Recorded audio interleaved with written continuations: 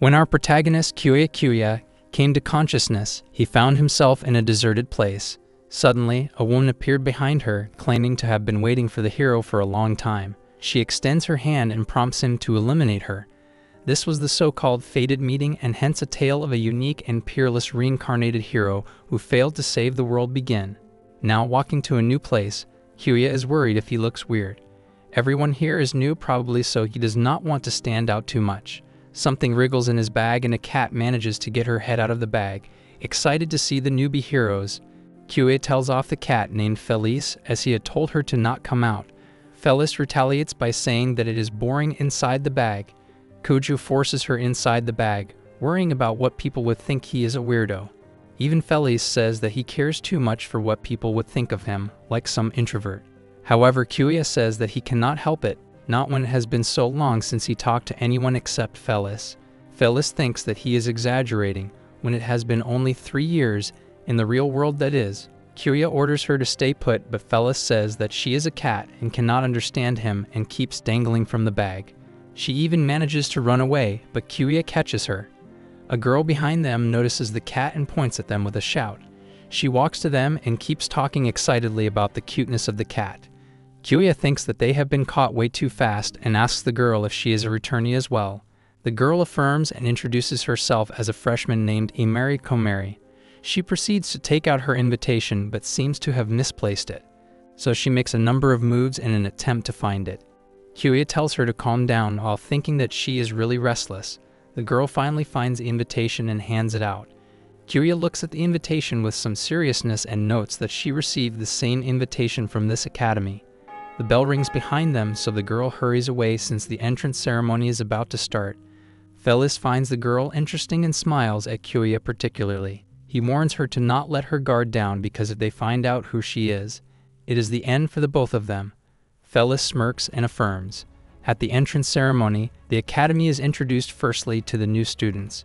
Eugratia Academy is an educational institution established jointly by the goddess and the Japanese government. A bridge, so to speak, between the government and the goddess. Kyouya notices the prime minister and some other ministers present in the ceremony and also tells Felis about it. He is impressed by the Hero Academy, but Felis tells him to not act like a fool and look around him. Kyouya notices that everyone is busy doing their own stuff without taking any interest in the ceremony.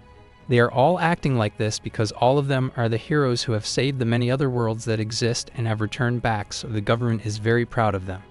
Felis kindly elaborates that everyone in here is the kind of people who can bring the king of a country to his knees. To them, the government is like a stone on the side of the road. Just then, a girl steps on the stage and asks the prime minister to finish his speech off because no one is listening anyway. The prime minister wipes the sweat off his face and agrees. So the girl takes charge and introduces herself as manhwa. She is an executive member of this academy and takes it upon her to explain about the school herself. She explains that since a lot of big shots arrived here, everyone can pretty much guess what this facility is all about. This is a quarantine facility for all of them. Each of them is a hero capable of saving another world, so when they consider the dangers, each one of them is like a ticking nuclear bomb. A girl or a boy in mid-puberty with such powers no less, if something happens and they snap, everyone would be in trouble. So as a country, they cannot just let them run wild, but they cannot forcibly lock them up in here as well. There are many goddesses in this academy, and the students can return to their daily usual lives on the condition that their memories and abilities are sealed. But there have been students who did not like that and wanted to keep the powers they had gained. The academy understands how they feel, so they want to make a deal with them. She assures them that it is not a dangerous experiment or anything. To explain things better, she plans on using movies as an analogy, but a student interrupts and tells her to keep it brief. Manhwa apologizes and smirks as she snaps her fingers. Magic circles appear on the ceiling and the demons and monsters start emerging from them. The students shriek, but Felis finds it interesting. The students start running amok after the arrival of the monsters. Kyouya's first thought is to evacuate everyone. On the other hand, some of the students unleash their powers to combat the monsters excitedly. They battle start, and the heroes of different worlds find it no effort to defeat the monsters. Kyouya stands in the ashes of the monsters and is impressed by the returners' powers.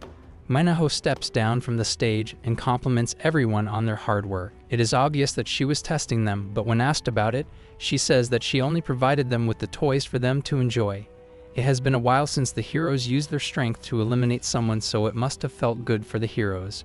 She tells them that this is the deal offered by the Academy as well as the demand. They want the heroes to save the world once again. This world is branched off from a large tree called the World Tree, and it bears countless other worlds' fruits. Many of those worlds are in trouble because they are being eaten by demons. The Academy needs heroes to go out there and exterminate those pests. Some of the heroes may think that they do not care about the other worlds, but in the past, there was a world that was destroyed by a demon lord. That demon lord was so powerful and vicious that they even devastated other worlds. By the time the goddesses realized what was happening, the demon lord already swallowed thousands of the worlds. In the end, they sealed the demon lord away with their world. The lost demon lord of the lost world, that is what they are called. Everyone is listening to this information seriously. Manhwa continues and says that it is now their job to go around and nip such a bad thing in the bud before it grows up. She even says to think of them as an agency that dispatches heroes.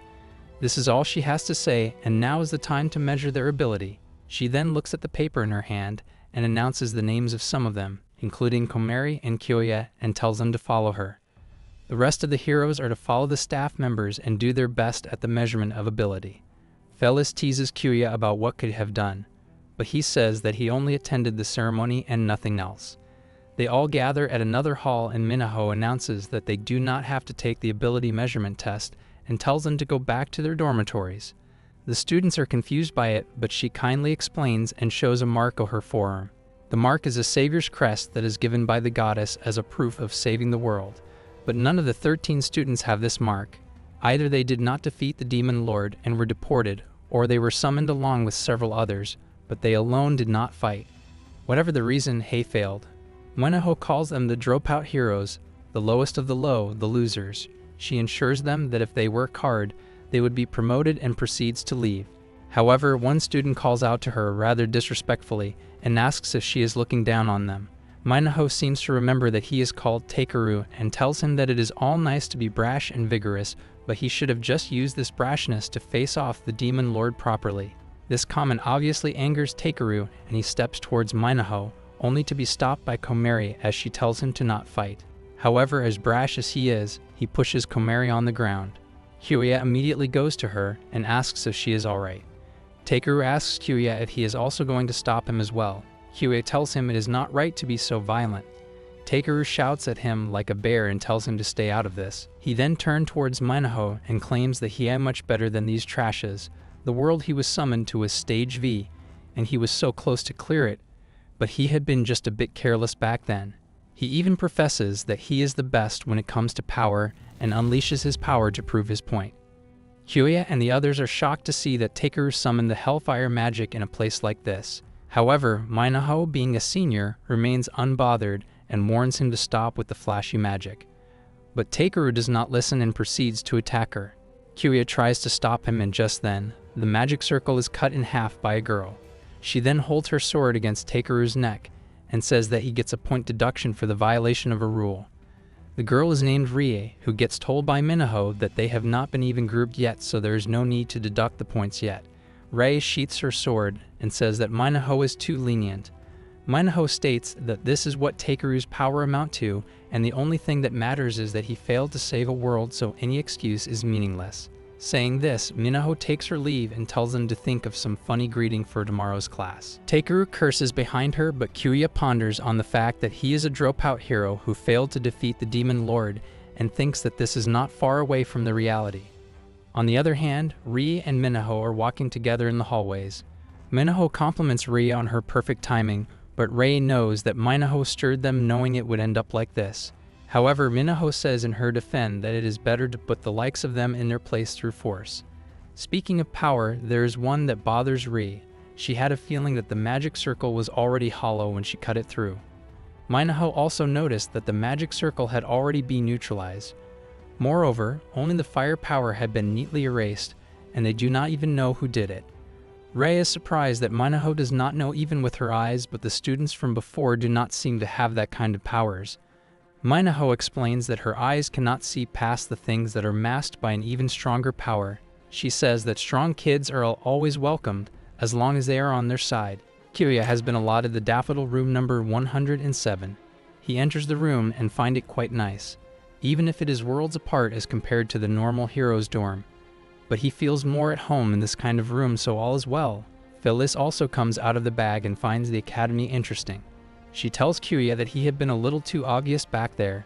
Kyouya sits on the bed and agrees. He was the one to neutralize the firepower, and those in the executive committee probably noticed it. Kyouya admits that he had been a little impatient. Felis says that he still lacks training and even teases him that it cannot be helped since he is the dropout hero. However, Kyouya remains serious and apologies for bringing her to this kind of place. It is like an enemy stronghold to Felis, and things were not meant to go like this. He thought if they returned to his original world, a peaceful life awaited them. That is what he believed. Felis teases him even more and says in a monotone that if she is caught, that is worse than death. But she is not worried, since Kyouya would protect her. He is determined to do so, and Felis is finally content to get a manly reply from him for once. Not long ago, he was a little boy. Kyouya is not happy to hear that and tells her to cut it out. Felis is even more enjoying now that he is sulking and transforms into her human, the original form. However, she is not wearing anything, making Kyouya flustered. He thought she did not regain her strength enough to transform yet. However, Felis is too powerful to be bothered by it. Even if she regains a tiny bit of her strength, it is not hard for her to transform. But she cannot use magic or maintain this form for long yet. She then invites him to caress her body like always, but Kyouya spreads the sheet over her and clarifies that he only does so when she is in her cat form. Felis teases him some more for blushing so easily and tells him to not get so worked up. She is grateful to him because her like was supposed to be abandoned in that world forever. But thanks to him, she can see the new day, so there is no need to worry. Kyouya remains silent, so he asks if A thinks she is following him unwillingly. She, who they feared as the lost demon lord. If she did not like him, she would have eaten him long time ago. Kyouya finally smiles and agrees. Now looking at the twilight is nostalgic, as it reminds them of the time when they first met. In that world of eternal twilight, Kyouya was lying down like that too. Kyouya also remembers as he seems to be lost in the memory of that place. It was only 3 years in the real world, but in that world it was 30,000 years ago. He got summoned to a desolated world, and there he met her. He fought her, so he remembers the day. He had his world help against her as she lay under her. Both of them looked just so much sad. Their first interaction was Felis inviting him to eliminate her. Kyouya looked at her in surprise, not knowing who she was and where this was. Felis noticed his confusion and commented that he probably does not even know what this place is. She gave him a hand to help him get up and told him to have the conversation while they walk, as they gaze at this lost world. Kyouya asked who she was, and she told him that she is called Felis Fionishur, but he can call her Felis. She told him that this place was another world of sorts, a different one from his world. The goddesses called this place the Lost World. Kyouya says that it is a pretty terrible name, and Felis laughs at the comment. She continues to tell him that this is a world where everything has come to an end and only this wasteland remains. He does not understand why did it end up like this. Felis tells him that she was the one to destroy it. Men, beasts, demons, and everything that lives. Because she is called the Demon Lord. This information sends a shudder down his spine, but he asks anyways what does she wants with someone like him. Her answer remains the same as before, that she summoned him to eliminate her. She had liked to do the deed herself, but her roots constrained her to do that, so she cannot destroy herself. She says nonchalantly. Kyouya asks about the roots she mentioned, so she demonstrates it by bringing his out. It can be called the soul or the spiritual core, or the root that defines everyone's existence. Her soul particularly was artificially made to be a demon lord. Therefore, there are many restrictions, and not being able to take her own life is one of them. That is why she needs his help, but Kyouya tells her that he cannot fight. She laughs and tells him to relax because she's so going to personally train her so that he can perform that task. Kyouya finds her so nonchalant about her own life. As they were talking, they have reached a stone door. Kyouya thinks that it is a dead end, but Felis takes out a dark key and inserts it into the door. The door shines brightly, and Kyouya cannot help but squint his eyes. Felis welcomes him to her castle, and the two of them enter. Kyouya is amazed to see the riches inside that are almost filling the whole area. This is the Hall of Man treasures called the Antisarium. It is her treasury. There are all the treasures of the 3,000 worlds that she destroyed, so it has almost everything that Kyouya might need, that she would use to train him so that he can eliminate her for good. She then starts taking out various treasures for him to try, that Kyouya finds crude.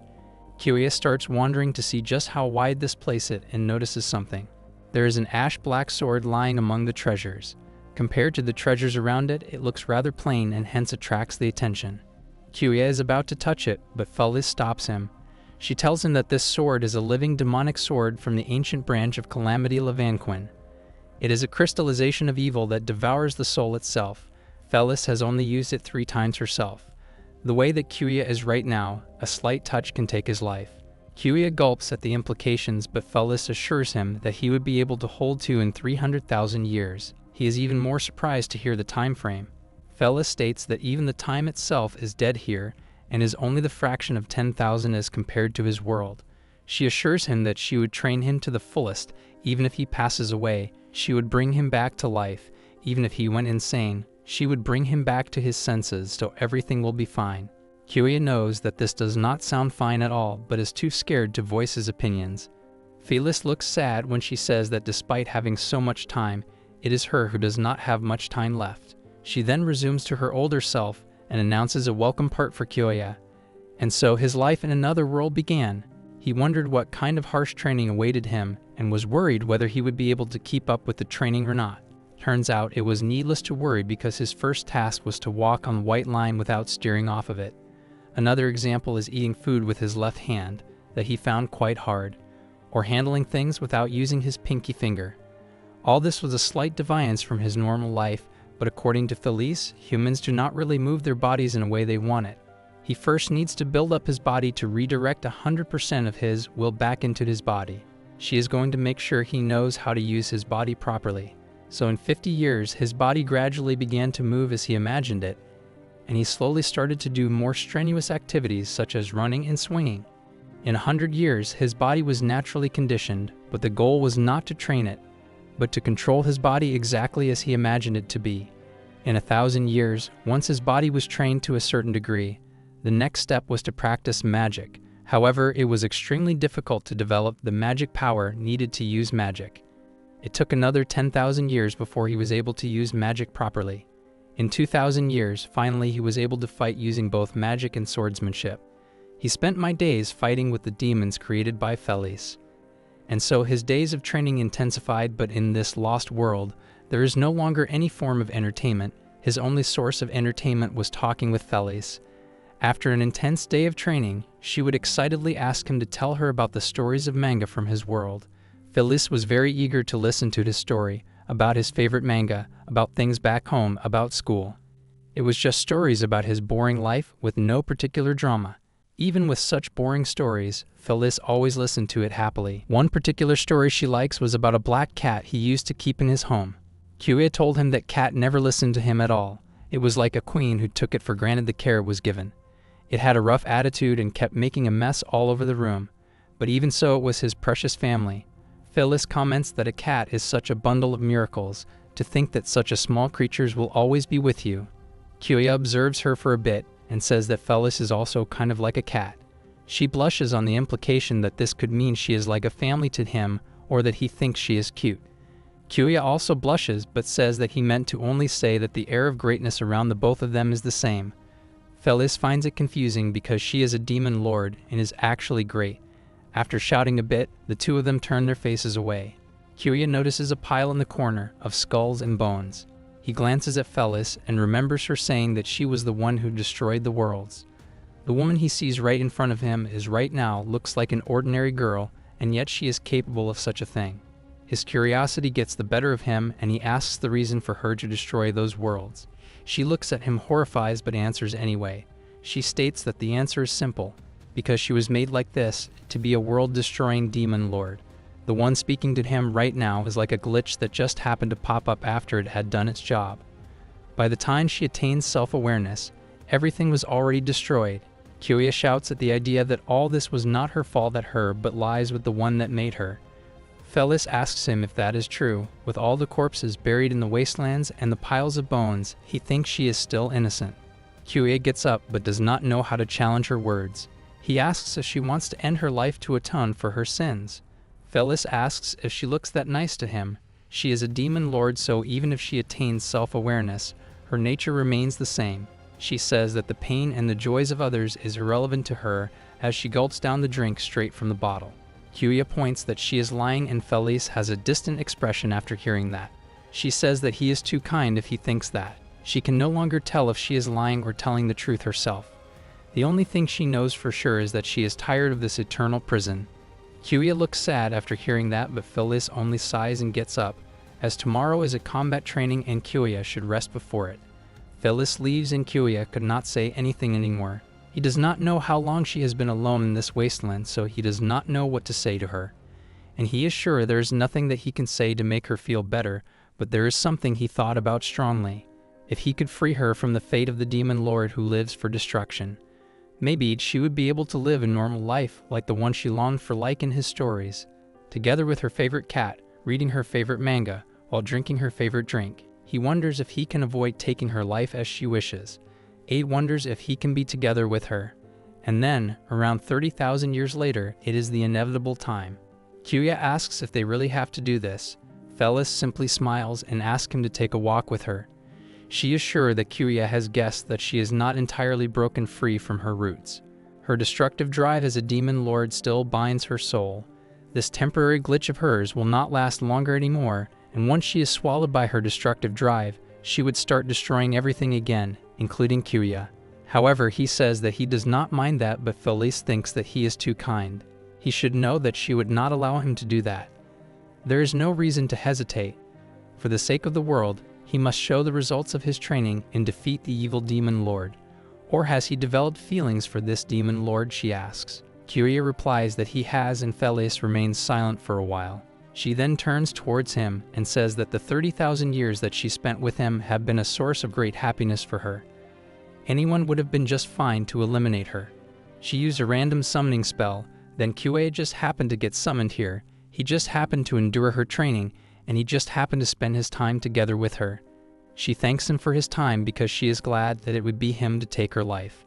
Kyouya feels something take over him, and he takes out his sword, while Felis on the other hand welcomes the hero, now in her full demonic form. Kyouya is standing in front of her as she flies in the sky and prompts him to take her life. He notices that her eyes have changed to a black color, indicating the demon lord's destructive impulse that binds her. Both charge towards each other, and Kyouya soon notices that she is not the Felis he knows. She is grabbing him from the head, but he manages to summon magic to struck her away. The Felis he knew had a quiet, a warm smile on her face, much different than the power and destruction crazed expression on her face right now. She taught him swordsmanship, offensive magic, defensive magic, restorative magic, and all that for the sake of taking her own life. But he wants her to live because she also gave him something that he never had in his life before, the joy of spending time alone with someone for a long time. All he has ever done is give up and doing whatever she told him to do to grant her wish for 30,000 years, so just for this one, he asks her to listen to him. This long fight ends with Kyouya on top of Felis holding his sword. She seems to have returned to her older self and asks him to take her life now. She explains that once she is no longer, the contract that brought him here would break, and he would be able to return to his own world. She apologizes for dragging him into this mess. Kyouya drops the sword and asks why she is apologizing. Felis is surprised to hear that, but Kyouya gets angry and demands that if she is truly sorry, she should live. Felis does not know why he wants her to live when she was the one who destroyed the 3,000 worlds and everything in them. Kyouya shouts at her all the more and tells her that it was not her fault and there could be a way to separate her from the control, but Felis tells him that if there was such a way, she would have done so. It was not even possible with the help of the Lavanquin. This mention of the sword clicks something in Kyouya, and he stands up, understanding that it was not possible for Felis particularly. She does not know what he is planning until he summons a magic circle and says that he is going to be the one to do it. If she is bound to her root, then he would break her from the chains that bind her. So that she can live as Felis and not the demon lord, he will separate her ego from her soul. Felis obviously tries to stop him because even she could not attain this feat, even being the destroyer of 3,000 worlds, and Kyouya is far too unexperienced and powerless. If he fails, his soul will perish. However, Kyouya does not listen and is confident since he won against the very demon lord who destroyed the 3,000 worlds. Besides, in his world, a demon lord is supposed to give half the world to anyone who cooperates with them. So he asks for her past, for her future, for her sins, for the half. He calls upon Lavenquin, and the ancient sword answers his call. A huge void appears before them that is taking away Kyouya's life force and magic. In the void, Kyouya can see a figure, looking a lot like him, holding the sword and telling him that he is not ready yet. The figure reminds him how he uses excuses to give up everything every time. That is why his life has been so boring without any drama, so the figure prompts him to give up, just like every other time. Kyouya agrees that he has been giving up all his life because he had nothing to lose but not his time. He is not giving up on Felis, so he moves forward towards the figure and demands for the sword. The figure simply smiles and vanishes after handing him the sword, leaving behind the roots of Felis. She seems to be trapped inside, so Kyouya approaches her. He tells her that she had done so well for a long time, and now he will get her out of there. He aims his attack towards the root, and all he sees is white. After an unclear amount of time passes, he wakes up to a voice that tells him that he has been reckless. When he opens his eyes, he finds a cat in front of him. He recognizes that the cat is none other than Felis herself. She moves her paw and winks at him and asks if she is cute. However, Kyouya is more concerned about how she turned into a cat. She tells him that it was actually Kyouya who did this because Lavenquin has shredded her power to bits so much that she cannot even maintain her human form now. She has lost so much. Her powers, her curse, her destiny and her shackles, she feels much lighter now. Kyouya carefully asks if he has succeeded, but Felis tells him to not be so conceited as he is only halfway there. If she had not helped him in the end, they both would have disappeared together with the world. Kyouya looks dejected as he apologizes for being so reckless, but Felis tells him not to since she is here right now. She thanks Kyouya for his hard work. With all this done, no longer tied to the destructive root, Felis has no idea what to do now. Kyouya invites her to his world so that he can show her what a normal life is like. He meekly adds that it is an option if she wants. Felis giggles at the fact that he is modestly saying all this even after demanding to take the half of her everything. But she jumps at him in the end, accepting his invitation. She also wants to find out what happened next in the manga, so they are finally back in Japan. They were able to hitch a ride on the goddess's transfer gate and did not have to build their own from scratch. Kyouya is also excited as he asks Felis how she is finding Japan and tells her that he would show her around wherever she wants to go. But their happiness and excitement does not last long when a group of people emerge from the darkness, their faces hidden by masks. They greet Kyouya and ask if he is a returnee from another world. Kyouya does not know them, but still tells them the truth. They say that they are from the Transferees Management Committee and pass him a letter. They say that it is a summon from the Eugratia State Academy and tell him to read the letter for further information. Then they proceed to leave while making it clear that Kyouya does not have the right to decline the summon. The group leaves into the black cloud, leaving a surprised Kyouya behind. It seems like it is still too early for them to enjoy a normal life, and that is how they ended up in the academy. Kyouya sighs as he says that it was not supposed to be like this. They ended up in a den of heroes of all places. He apologizes to Felis for not being able to show her around. However, she does not mind because it is more thrilling like this anyway. She asks what he is going to do from now on because with his power, which surpasses even hers, he could rule the school, conquer the world, or can do anything he wants to do. However, even if he could do all that, Kyouya says he is not interested. They have already seen the consequences of wielding such a power firsthand. Besides, if he stands out, they can easily figure out Felis' identity. He does not want that, so he shall live his life as peaceful as he can. As for fighting, he has done enough for the rest of his life. Felis states there is no right and wrong in power, it is how you use it that matters. She may have made a mistake, but Kyouya has not, so he should be more confident in himself. On a high building of an academy, a girl sits dangling her feet in the air. She has wings and an angle crown adoring her. She is talking to herself about the entrance ceremony and has noticed a couple of students who demonstrated tremendous power. She is excited and wonders what it would be like to supervise the students. She cannot wait for tomorrow. The first night at the Eugratia Academy has ended. On the second day of school, regular classes will finally begin. Kyouya wonders what kind of classes will be held at an academy for heroes. For him, who is in the company of a demon lord, it is quite problematic. But his biggest problem right now has to do with what he is muttering. He keeps on repeating that he needs to look them in the eye and speak clearly until Felis finally asks what he is muttering for the last couple of minutes. He proudly shows his strategy for school, which is simply a book on secrets of communication. They need to blend in so that nobody can find Felis, and to accomplish that, he plans on making some friends. Besides, he needs to refresh his communication skills after having only Felis to talk to for 30,000 years. Felis takes quite an offense after hearing that and asks if her interaction with him has been strange. Kyouya says that it has been because of Felis's constant bad behavior and lists all the occurrences. In a certain world, a certain someone, given a chance, will try to tease him or trying to get a minor like him to drink or experimenting with new magic on him right after he is healed. All this has a little effect on Felis as she makes a funny face and says that someone like that does exist somewhere, like in an abandoned world perhaps. Kyouya is ticked and wonders if he should beat this naughty cat of a woman. They finally reach the classroom, so Felis is spared. Before entering, Kyouya instructs her to stay inside the bag and behave and tells her to use telepathy if she needs to say anything. Kyouya enters the classroom and greets loudly, only to find that the classroom is empty. He is surprised that no one is present until Felis points out to him that the class starts at 8 and he is here too early. He is looking at the clock when he hears someone say that Lala is the first one here. He turns around but finds no one, making him doubt if he really heard a voice. He slowly approaches the front desk and notices someone hiding behind it. Kyouya goes around the desk and asks who is there. There is an angry-looking girl with wings and an angel crown asking about his unintentional staring. Kyouya thinks that it is a lost child and the girl snaps. She flails around and starts shouting that everyone keeps saying that just because she is tiny. Everyone looks down on her and treat her like a child. She even says that if she was a lost child, she would have cried to him instantly, so he should think a bit before speaking. Kyouya is taken aback a bit and asks who she is. She says that she is Lala, a goddess and a very important being. Kyouya is surprised to find that and worries that Felis is still inside the bag. He stutters in front of her, making Lala think that he does not believe her.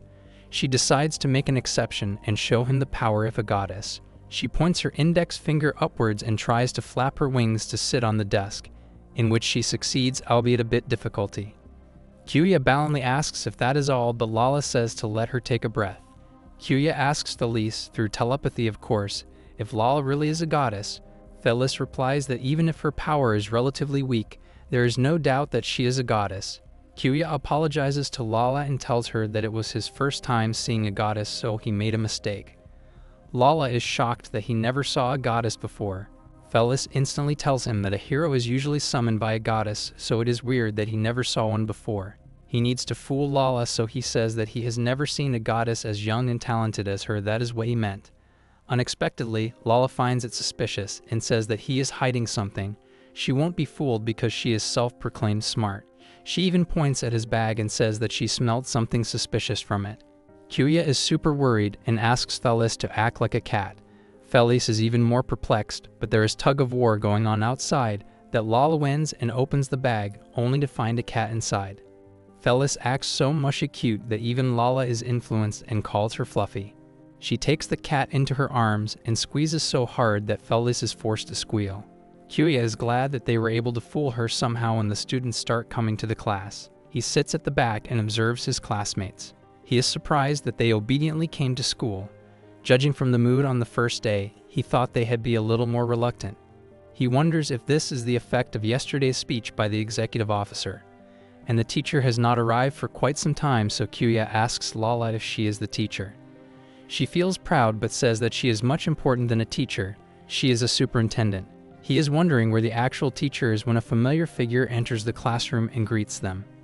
It is the executive officer from yesterday. Manhwa and Kyouya is not the only one surprised to see her. Noticing that none of the student is happy to see her, she complained that kids these days cannot even say hello to their instructor. A brave student tried to defend himself that he just never thought that a fellow student would be the instructor.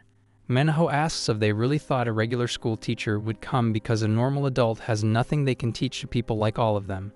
Everyone present is a former hero and all of them have some kind of superpower. No way can a normal adult take care of this matter. But it sure is troubling if the new students think that they are on par with the executive members. Her expression is so dark that the students are left speechless. Manhwa simply scratches her head and proceeds to start the lesson, but she does not know anything about them, so she clicks her fingers to test what they are capable of doing. The ground below disappears, attracting every student inside. The last advice from Manhwa is to take care of their lives. When the students open their eyes, they find themselves on the ground, a strange stitched sky hovering over them. Kyouya and Felis discuss that this is a new space created by advanced spatial magic. Felis is somewhat impressed that Manhwa is capable of creating and maintaining such a large place. No wonder she does not want to be lumped in with the rest of them. A girl shrieks, attracting the attention towards her direction. Manhwa tells them that she particularly brought her adorable pets since the yesterday ones got defeated so easily. She asks if they are cute, making Kyouya huff out a restricted laugh that she really has a nasty hobby. Before the students is a swarm of monsters, beasts, dragons, and such. Kyouya laughs as he is sure that Manhwa had no intention of teaching properly from the beginning.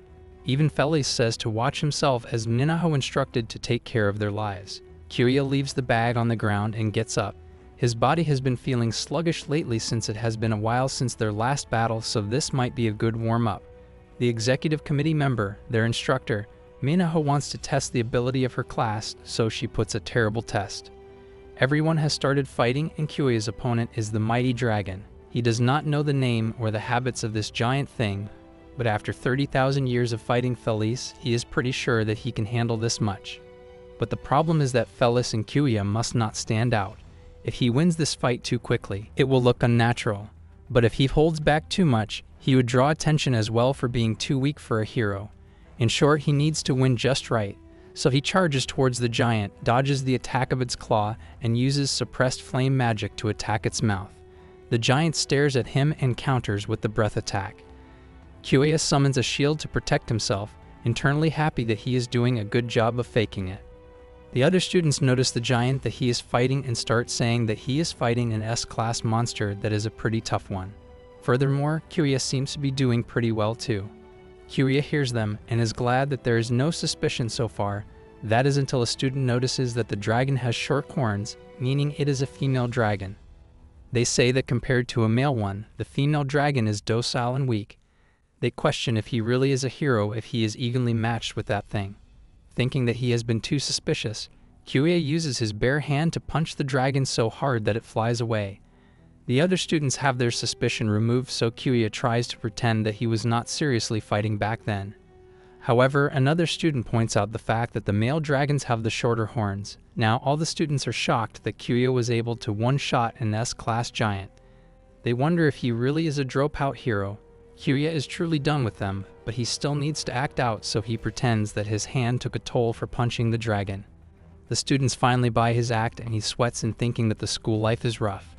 A shudder runs down his spine and he turns around to spot a flame wisp in the vicinity. He wonders what is a shape-shifting pseudo-spirit is doing out here. Unlike demons, it is artificially life created by the magic. The question is if Manhwa prepared it on purpose. The wisp crackles and a 5-headed dragon emerges from within. The students have still not managed to prepare when all the dragon heads open wide and breath the fire. Once the fire is about to reach them, the students do not need a reminder to deploy their defensive magic. The goddess Lala and Manhwa are seated in the sky and are watching the explosion. The goddess has had enough of watching this misery and asks Manhwa to stop it, but Manhwa is already fast asleep. The students also realize that neither the goddess or the executive committee member have any intention of stopping this. But the beast has already incinerated other demons, and the students only have their shields to defend them. Kyouya takes a look at the others, who do not look in good condition right now. He glares at the beast and knows that he does not have time for this. He does not know whose pet it is, but it is far out of line. So Kyouya uses hypnosis to order it to stay put, and fortunately it stops moving. The other students notice it stop moving and use recovery magic to tend to their wounds while they have the time. A figure appears behind them, asking if this is all over. As Kyouya expected, it is none other than Takeru. He snaps his fingers to make the beast disappear. Kyouya establishes the fact that the flame wisp belongs to Takeru. However, Takeru is not a bit ashamed of what he has done. He states that he could not bear to take this boring test seriously. He calls his class fellows trash for not being able to avoid an attack like that. He even makes fun of them for not even being able to say anything at the moment. Kyouya is about to tell him off, but Kamari beats him to it and demands an apology from Takeru. The airhead does not get it, so Kamari repeats to apologize for hurting everyone. Kyouya is surprised by her courage, but Takeru only looks down on her for acting out despite being so weak. His point is that they are all heroes, and for them, strength is justice. If she hates it so much, she should make him apologize with force. Takeru even lets out his flames and says that he would apologize wholeheartedly after he turns her to ashes. Everyone remains silent, but Kamari pushes Takeru away and agrees to the condition, making everyone shocked, including Takeru. Kyouya tries to stop her because he thinks that she does not stand a chance against Takeru, but she tells him to not try to stop her, for this is her fight. Takeru and Kamari are standing against each other, ready to strike any minute. Kyouya notices that this girl is more aggressive than expected. It looks like she is trying to push herself. Felis interrupts his thoughts and tells him to not interfere as Kamari asked, since this is her fight. Kyouya surprisingly agrees. Takeru calls her an idiot for not even being able to assess the difference between their abilities. He says that he would not mind if she chose to back down now, since it is too boring if he just has to stomp her. He then spreads his arms and states that he would let her have the first move for being a handicap. As insulting as it is, Kamari takes the opportunity provided to her by her opponent. She uses her skill named Flower Bud of Heavenly Samja first stage, while her sword shimmers in her hands. Everyone, including Takeru, is shocked to see her ability. Kyouya knows that this is one of the so-called cheat abilities a transferee receives from a goddess.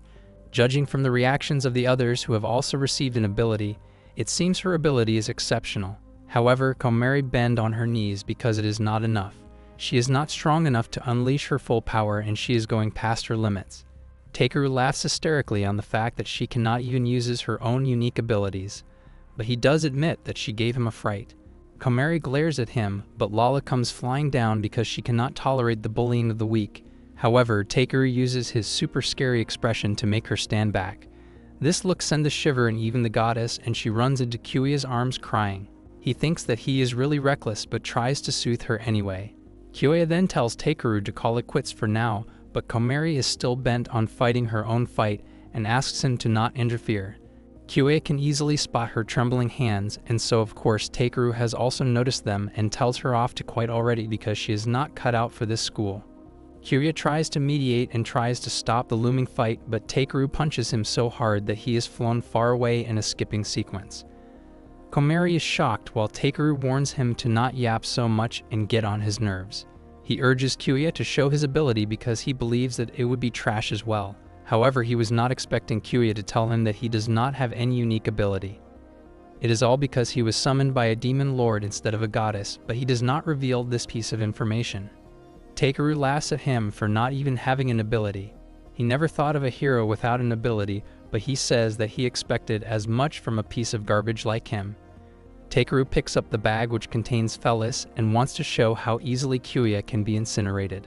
Kyouya snaps at him after finding Felis in danger and runs to grab his wrist. His strength is so much that even the powerful Takeru winces and is forced to let go of the bag. Kamari runs towards Kyouya to ask if he is alright, but all she gets is a bag to hold on to for now. Kyouya demands Takeru to show his unique ability that he is so proud of. As proud as Takeru is, he proudly shows his unique skill and summons the Dverger. He explains that he can enhance the power of all fire magic hundreds of times. While everyone is scared and Takeru is bent on incinerate every last of them, Kyouya simply puts forward a finger. So when Takeru tires to fire them, nothing happens. He tries it again and again, but nothing is happening, causing the other students to giggle at his misery. Takeru tells them to shut up and assumes that Kyouya has the unique ability of magic. Kyouya did actually interfere with his magic, but he was not lying when he said he does not have any unique abilities, but he can do almost anything at the level of a unique ability. Takeru, on the other hand, thinks that he has it all figured out and decides to use his fists to beat Kyouya physically. He charges at Kyouya, but Kyouya is not to be underestimated. He dodges the attack and kicks him hard for Kamari and trying to burn Felis to ashes. The kick causes Takeru to fly away. The students could not see anything because the two of them were moving so fast, so Kyouya grabs his leg while crying, pretending that Takeru ran into him when he lifted his leg, and Takeru suddenly flew back on his own. The students are not suspicious now, but Takeru is having a hard time balancing the school and his powers. Manhwa finally wakes up conveniently after everything is sorted and remembers that she was in the middle of the class. Seeing that none of the kids died, she dismisses the class and brings them back to the classroom with a snap of her fingers. Kyouya is surprised that she is really ending things like this despite all the trouble of going through the test. Manhwa approaches him and tells him that it is fine to reveal his skills a bit more. Kyouya glares at her and asks what she is talking about, but she simply smirks and goes away. Kyouya knows that it was excessive to do all this even if it was for Felis's sake. Looks like his school life is getting more complicated. His bag with Felis is still in Kamari's hand when she approaches Kyouya and grabs his hand, asking him to let her call him master. Yes, the school life has turned extremely complicated. There is a party going on between a not-so-looking happy Kyouya, an excited Lala, and a happy Kamari, all to celebrate the formation of Lala-chan's team. Kyouya wonders how he ended up into this. Well, it all started when Kamari asked him to let her call him master with sparkly eyes. Both of them are holding hands when Manhwa suddenly appears because she forgot to tell them something. She tells them to check the team list that is posted in the hallway. She is kind enough to tell them that in this academy, they have a team system consisting of 2 to 5 members with one goddess in charge of each team. Basically, they would be operating as a team. And that is how Kyouya ended up in this team. Kamari still cannot believe that she is on the same team as her self-proclaimed master, that is Kyouya. Lala is also excited to be on the same team as the Fluffy-chan, a name she came up with for Felis the cat. Both the girls are super excited. Kamari saying that this must be fate, and Lala asking if he is also happy to be on the same team as her. Kyouya does not really care and tell them to stop messing up his room. But the two of them are not listening at all, spilling drinks and chips everywhere. At least, Kamari has the decency to help pick up the pieces of broken glass, but Kyouya tells her to not touch it directly and leave it to him. This triggers a memory of Kamari when her team members used to tell her to leave everything to them because they will fight for her. She becomes sad at the memory and asks Kyouya that he must be strong and must know how to fight to be able to beat Takeru. Kyouya denies that, saying that Takeru just messed up his spell, so it was all a fluke. However, Kamari seems to not buy it and asks him to teach her how to fight because she wants to be strong. Kyouya remains silent for a while but tells her that there is nothing he can teach her. Besides, that is the responsibility of the goddess, the one who is currently lazing around over there. Lala tries to clarify that the goddess's job is solely supervising. Their job is to watch over the activities of the heroes, and since Lala is still an apprentice, she can sit back and eat chips. But the rest of the goddesses are too busy watching over the top reams and do not have time to conduct such lectures. Kyouya points out that Lala is free right now, but she says that she ate just now and is full right now, so she is sleepy. With no goddess helping with the training, Kyouya once again excuses himself from the task of teaching and goes out to throw out the trash he just picked up. He gets out of the room where Felis is sitting. She asks him to just teach her as she is insisting so much because being stingy would not help him becoming popular with the ladies. Kyouya says that he is just trying to stay out of trouble and not get them exposed by trying to be a teacher at this school. Besides, there is no way that he and Felis would not be exposed if they get too involved, so it is fine to keep a safe distance. Felis appreciates all the things that he is doing for her, but he is overthinking the things a bit. It is not her wish for him to distance himself from others for avoiding the risk of being found out. It is true that when one gets involved with others, there is a risk of them knowing things you do not want them to know, but being able to get involved with people is also a wonderful experience. At least for her, the idea of spending her boisterous time with this boisterous bunch makes her quite excited. Felis and Lala are fast asleep in the morning while Kyouya is out for a morning run. He is thinking about his exercising routine because it is hard to break a habit of 3,000 years. He notices Kamari also out in the field, practicing with her sword. He observes her form and calls it beautiful. Kamari also notices him approaching and blushes hard, saying that it is still too early for a love confession. Kyouya instantly clarifies that he was talking about her swinging form. It is a proof that she is sticking to the fundamentals and says that she is training hard. Kamari does not look too happy about the compliment and says that all she can do is train after all. Kyouya asks what kind of world she was summoned to after seeing her sad expression. She tells him that it was a beautiful place, the town was beautiful, and the people were kind. She is really glad that world was saved. Kyouya is surprised that it was saved when she is also a dropout hero who failed to defeat the demon lord. Kamari tells him that she was not alone but was summoned with the rest of her class, so everyone defeated the demon lord together. Everyone except for her. Kyouya asks if it was bullying, but she shakes her head. It is far from it, since everyone was kind. They were so kind that when they found out that Kamari was not strong enough to handle her own power, they told her to not force herself and protect the city instead, when they were the ones actually protecting her. Even when they were busy, they came to check up on her and even bought presents with them. When Kamari wanted to train to use her powers, they were willing to help her. Kamari loves all of them so much. That is why she wants to be strong. Even if it is just little, she wants to be able to be useful to the people she loves. But lately she has been thinking if it is really worth it or not, because she is afraid of fighting. No matter how hard she trains, she cannot help but tremble when she is in a real fight. Even yesterday, she could not do anything. She thinks that she is a weakling and a coward in the end, not cut out to be a hero at all. And this leads her to believe that she should just stop being a hero at all. Kyouya tells her that it is actually fine if she is scared. It is not what you cannot do what matters, but the things that you can actually do. Sure, her hands tremble and her feet cower, and yet she can still stand up in the face of her enemies. As for Kyouya, he only acted when his bag was about to be burned, but she acted faster than anyone for everyone's sake. That is something that Kyouya could not do, but Kamari can conquer her fears. Then all that is left is to learn how to fight while trembling. She does not have to give up on herself just because she cannot shake off the cowardice she was born with. Kyouya extends his hand towards her and tells her that she can win even when she is scared. He decides to help her control the basics of magic, but either she can use her powers or not is something that is up to her. Kamari feels emotional and takes his hand to stand up. Kyouya asks her to stop calling her master since they are in the same team now. Kamari calls his name and says to take care of her from now on. Kamari finds it embarrassing to call and be called by the names, and so his school life begins to move. However, since the students are heroes who saved the world, accept them, and also possessed a powerful weapon called the unique ability, there was nothing in particular to learn, and everyone spends their time doing whatever they want in the classroom. Even though the upperclassmen who play the role of instructors know this, they did not even bother to warn them. They just proceeded without much care. They especially do not expect anything from the dropout heroes and do not even give them special mission or the tasks. Every day they repeat the basic training and the lectures. It is so peaceful that it is almost disheartening. It is so much peaceful that it had Kyouya thinking that living such a quiet and peaceful life with them was not so bad. 2 weeks passed with this thought in his mind, and then something happened. One evening, Kyouya and Kamari return from their classes and are being greeted by Lala and Felis. Kamari starts playing with Felis as she has picked up a foxtail on the way here. Kyouya thinks that his room has totally turned into a hangout place when Lala hands him a letter. She got it from an important person from school who told her to give it to Kyouya. He opens it and is shocked to find that warning letter. If within 1 week there is no improvement in the current situation, both Kyouya and Kamari would be expelled from school. He asks Lala the meaning of this, but she has no idea as well. Kamari notices something else written on the letter and points it out.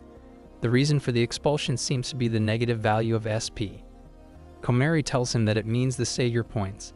It is like an internal report for this school. It is a point that increases by successful academic achievements or missions, and decreases by violations of school rules or failing a mission. In other words, it is a number that is vital to student life at this school. Kyouya still does not understand how could they get the values in negative, but Kamari turns her face around. Lala points out that there are a lot of numbers written at the back of the paper. So when Kyouya turns the page to read, the list is a lengthy one. Kamari, due to breaking a window glass, gets -10 points. Kamari, due to tripping over on practical exercises, gets -5 points. Kamari, due to vomiting in the cafeteria, a detriment to school hygiene, get -15 points. The list goes on, and Lala and Kyouya look at her strangely. She spreads on the ground while crying and telling them to not look at her like that. She even swears that it was not on purpose. Kyouya knows that now is not the time to be blaming. They need to accumulate more than 3,000 points in a week or so. Kamari comes to grab him and asks what they can do. Felis meows and look at Kyouya expectantly. She tells him to Norris to fret over it since the solution to their problem right here. She puts her paw on the mission list of this month that has a Demon King subjugation expedition mission with over 3,000 Savior points. On the other hand, a woman apologizes to a man named Kyouya for disrupting his training and informs him that juniors who would go with him to the subjugation expedition mission of Demon King have been decided. Team B11 would be accompanying him. Kyouya knows that they are a bunch of losers and does not like working with them, even if it is for the sake of savior points. He states that he would beat them up with his air raid if they came in his way. On the day of the Demon King subjugation expedition mission, arrive at the meeting place, which is the plaza. Kamari is very excited because she had that it would be a joint operation with a senior team, and this fired her up. She cannot wait to see how awesome they are and learn a lot from them. This is Lala's first expedition as well, and she is excited to have a lot of fun. Felis is worried that this goddess thinks that expeditions are for having fun. Kyouya finds them too carefree when they are the reason that they have to go to this expedition in the first place. Up front, the team is already gathered and Kyouya tells them that they are late. They should have arrived 15 minutes earlier and calls them trash. Kyouya apologizes and asks if they are the seniors who are meant to go together with them. Kyouya introduces himself as the leader of the A25 team and tells them that they would be joining them on the expedition. He then asks if they are aware of their task, as the Team B Kamari is excited to reply that their job is to defeat the Demon King and bring peace to the world. Kyouya, however, pours cold water on her excitement as he tells them that their job is just to stay out of their way since they are mere support. Besides, it is just the stage 3, so they can easily take care of the Demon Lord. Kyouya does not know about the stages and asks. He is informed that a stage is a classification of different levels of threat in the other worlds. They are divided into 9 stages depending on the danger, starting from stage 1, where there are no monsters, to stage 9, where the threat is on the level of an invasion of another world. Their mission this time is stage 3, a stage that can be cleared by a single group alone, although there is also the Lost World said to exceed stage 9. Kyouya absorbs the information given and asks why this one is a joint operation when it can be cleared by a single hero. The boy is about to answer that but is grabbed by the head and is thrown on the ground by Kyouya. He asks the boy who gave him the permission to teach those guys when he has judged that they do not need an explanation. The poor boy tries to explain that they are just new here, so he thought it right to give them some guidance. Kamari also runs forward because she is against violence, but is stopped by the other team members. Kyouya lets go of the boy and answers that it is a joint operation for an easy stage 3 because a bonus will be given for training the newcomers in savior points. In other words, Team A does not need their help, and all that Team B needs to do is stay out of the way so that they do not slow them down and get the savior points, a win-win situation. He even warns them to no talk back to him again. The heated atmosphere has not cooled when another figure appears from the sky and tells them to not fight with each other. She is Lady Freefesia, the goddess of Team A. Kyouya tells her that everything is fine, but she still states it clearly to treat the Team B as the team members since they are together on this mission. Unexpectedly, Kyouya apologizes. She praises him for being good and relays a good news. If Kyouya succeeds in this mission, the Academy will raise his personal rank to B+. As her handler, the goddess is very proud of him. Kyouya is determined to do his utmost to honor her, and she giggles that he is as reliable as ever. She greets the Team B and apologizes for being late. She introduces herself kindly, and both Kyouya and Kamari stutter while doing the same. It looks like the both of them are enchanted, taking Lala off because this was not the reaction they showed when they met her. Even Felis is angry at Kyouya because she thinks that she is several times more beautiful. With the formalities done, the goddess opens the door that would lead them to the world that seeks their help. Kamari watches the transfer gate with worry, but Kyouya pats her back and provides silent assurance. They enter the transfer gate that leads them to another world for another adventure. Damaris, the king of the nation, welcomes the party in the Ramless and thanks them for hearing their call. He has even prepared a modest celebration for the arriving party. Kamari and Lala dig in, while Kyouya knows that not eating what you were served is rude, but they are overeating, which is a concern. He looks around the place to find it grand and picturesque. Kyouya, on the other, and is a true straightforward that tells the king to drop the pleasantries and should cut to the chase. He starts explaining that the army is exhausted from repeated battles with the Demon Lord's army, and military expenses grow as soldiers need to replenish supplies, leaving the people to suffer from heavy taxes. Not only that, monsters plunder the crops, contaminate the soil, leaving the land barren, resulting in food shortages that begin from the countryside, forcing people to flee from the countryside to take refuge in the royal capital, With the capital's citizens suffering from various sources of stress, public order is deteriorating. There is no end to the problems, so they seek the help to defeat the Demon King. Kyouya already has a clear picture of the situation. All he needs to know is the location of the demon lord of this world called Gijorg. He also refuses the help of the troops and asks the king to use them to defend the castle and rebuild the city. One of the men of the king speaks that they intend to form an elite force to help the heroes even a little bit. But Kyouya makes it clear that they are a burden. He stands up asking the location of the demon lord and not worry about the rest. He even says that if the king needs further assistance, the Team B would provide it. He does not give a chance to Kyouya to speak and issues orders that the Team B would stay in the castle to defend the royal capital. Team A would be the one to invade the demon lord's castle. Kyouya bids his farewell coldly and leaves, not even giving a chance to object. The Team B is escorted to their room in the castle. Lala enters the room, goes to the sofa like a drunken ghost and sleeps away because according to her, her body told her to sleep. Kamari, on the other hand, seems excited to defend the castle, but Kyouya stares at her and says that it really is a pity since she said she wanted to protect someone with her own hands. Kamari finally shows her true emotions and says that she really wants to defeat the demon lord with her own hands if she can, but the most important thing is to protect everyone in this world. Even if it is behind the scenes, if she can help someone, she is happy. Kyouya lets out a breath and says that people like her should be called the real heroes, but Kamari is unable to hear that. Felis is happy that Kyouya is making friends steadily, but she would be really jealous if he keeps all his attention on Kamari and leave her alone. Felis feels something and warns Kyouya when a figure appears behind them and enters the room through the balcony. She tells the heroes from another world to come and fight her. The intruder moves too fast to attack them, and Kamari tells Kyouya to stand back while she summons her sword. The two of them exchange a few moves, but Kamari is defeated. The girl is still commenting on how weak Kamari is when Kyouya grabs her and throws her on the ground, telling her to stay put. He looks at Kamari, who is currently lying on the floor, and is relieved that she is fine. He knows that the intruder girl hit Kamari with the back of her sword and has no intent to take lives. Well, there is only one way to find out what she wants. Kyouya asks her to help put Kamari on the couch if she does not want to end up with a broken arm. When she has been put on the couch, Kyouya ensures that there is no need to worry since she has been trained. That aside, he says that the moves of the new girl were not normal and asks if she is the one who stood up to defeat the demon lord on her own, known as the local hero. The girl takes off her hood and tells that her name is Anri, and there was a time she was called the local hero.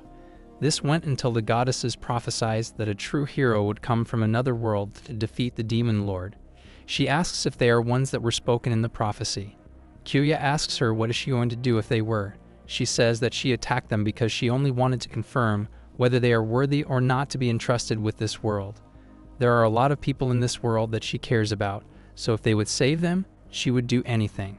She will even fight alongside them. But if it turns out it is just some punk who claims to be a hero for fame, then she shall take care of them herself. That is what she thought. She even praises Kyouya for his capability, but says that it is still not enough to defeat the demon Lord Gijorg, who is brutal and cunning, and would use every trick in the book. If they are weak, they would not stand a chance against his aim if they are weak. Kyouya asks if he could not defeat him as well, and she tells him that she pathetic who could not protect anything. He took her father, her mother, the whole village, everything. That is why she picked up a sword to avenge them, but she never became strong enough to do it. She has barely won every battle she has fought, that it is a miracle that she is even alive today. The first time she fought the demon lord, she could not even reach him. When she managed to escape with her life, she was miserable, being reminded how weak she was. It made her realize that she is not a hero.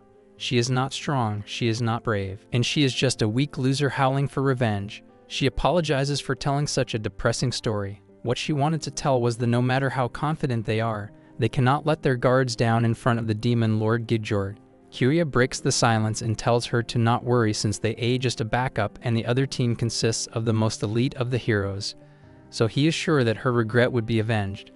Anri is glad to hear that, but she says that she wants to eliminate the Demon King with her own hands if she could, smash that red nose of his and tell him to go to hell. She wishes she could have saved the world with her own hands. Kamari, who has been awake for some time now, finally speaks up. She grabs her hand and tells her that she too had a similar experience. She alone was powerless and the problem was solved without her input. She understood it well, that feeling of powerlessness. Although her experience is mild compared to Anri's, but even so she will continue to hold her sword. So she too should continue holding her sword. It may not be for revenge, but someday she might need that sword.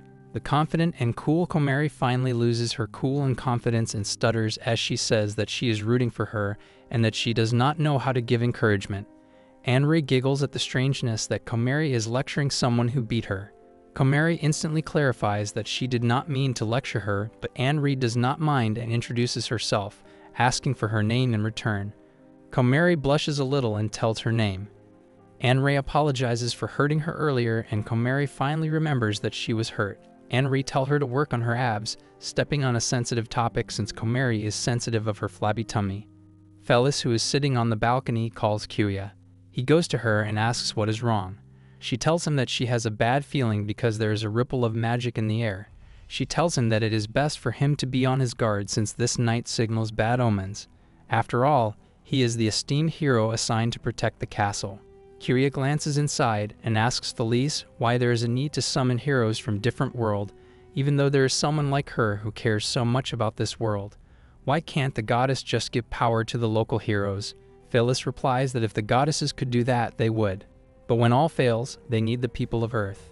People of Earth were originally created to be warriors of great power, and by unbinding their shackle through the key that is the goddesses, one will become the powerful warrior they were meant to be. If they had unrestricted access to their power, they would destroy themselves, for history has proven that humans with power will repeatedly fight each other. Thus, the goddesses who oversee the world tree decided to place shackles on the people of Earth. Kyouya realizes that the academy is run by the goddesses and the humans, so it is dangerous. They are wondering what those goddesses were planning for them to break such a taboo when suddenly, they feel a presence and an ominous circus tent appears before them. This sensation reveals that the teleportation magic has been used. The tent screeches with horrifying noises and Anri runs towards the balcony. Kyouya asks if she knows what that is, and of course she does. Kyugoku wears his gloves with a snap as he says that it saved him a lot of trouble. From inside the tent, skulls and bones emerge that transform into a huge figure. It is announced to the local masses that he is here to play with the prey. Before them is the demon Lord Gijorg of this world. With the arrival of the demon Lord Gijorg, Anri stands in front of everyone and demands his reasons for showing up here. The demon lord stares at her for a while and then splits into different characters to put on a show. One character answers that he is here to meet his sweet Anri Han. Another one cries and says that he cannot sleep at night because she eliminated his 4 heavenly kings. Another asks if she has any idea how she feels. Surely she would know if eliminated her mother and father as well. He then stops to realize and say that he really did eliminated her mother and father. Anri is furious after hearing that, but Kyouya tells her to calm down since his purpose is to provoke him. But still, Kyouya did not expect for him to show on his own. The soldiers on the other hand have the magic cannons ready and fire at the giant Demo King. The shooting is at point, making them wonder if they have done it at last. With the destruction of the giant body, they start celebrating that they have finally defeated the Demon King and peace awaits them. However, Anri is not so naive to believe that and warns the other that this is not over yet since he is not that weak. A voice echoes from the giant body saying that Anri knows him well. Soon enough, the giant body explodes and a lot of demons emerge from within. Everyone is shocked to see the number of demons. Kyouya realizes that the giant body was just a dummy made by magic and the real body is somewhere else. At this 8, the people will get harmed, so this is not the time to lay low. However, before Kyouya can do anything, Team A arrives. Kyugoku tells the others to do the usual, and the 3 calls their ability and use it to enhance Kyugoku's magic. Kyouya also realizes what they are doing. The other members are working together to strengthen Kyugoku, so he uses his skill air raid to eliminate all the demons in one go. Everyone present is amazed by this ability. The Demon Lord once again emerges from the filthy rain and praises the other world's heroes for presenting such a spectacular performance. The Demon Lord felt a strong magical presence, so he came to take a look, only to find that the kingdom called help from another world. Kyugoku calls him stupid for coming all the way here even when he knew that they are here. The Demon Lord finds it harsh and tells him to not use such harsh words that make him look so weak. He admits that he has the tendency that when he watches an excited child with a new toy, it makes him want to crush the toy in front of them. That is why he wants to crush the heroes from another world, the hope of this world's people who believe that they are saved now. He then summons his magic circles and says that this was supposed to be a gift for Anri, but he now has to wait until after he eliminates the heroes from another world. The Demon Lord fires from the magic circles, which is an immense power, but is fortunately stopped by the shield that Kyogoku and his team set up. The Demon Lord is still thinking how that is possible when Kyogoku flies above him and attacks from behind. The Demon Lord barely dodges the surprise attack, and his arm is severed from his body. Kyogoku says that he does not like wasting time, and thus cannot waste his time explaining his powers to a dying man. He charges again at the Demon Lord, who is currently calling for time out, and saying that this is not like his scenario. Kyogoku stats that just means that his scenario is a waste of time, and finishes off the Demon Lord. Kyouya, who has been watching the fight all along, analyzes that by using a 3-man enhancement, Kyogoku, who possesses the unique ability to manipulate high-speed winds, takes charge of the attack. This is how this team does things, and this is the Kippugoku Arata. He is currently looming over them and disdainfully says that they must now understand the difference between the true heroes and the losers. Kyouya and Kamari does not say anything in return, so he turns towards the team to pass the message to prepare to pull out since their work here is done. The girl in the team thumps up in response, meaning that she has understood the message. The people of this world finally come out of the shock and start cheering and celebrating the defeat of the Demon Lord. Anri is kind of sad and feeling pathetic that she did not even stand a chance against the Demon Lord Gigjorg when it only took an instant for Kyogoku. Kyouya is about to say something when Kamari prompts him to look in the direction she is pointing towards.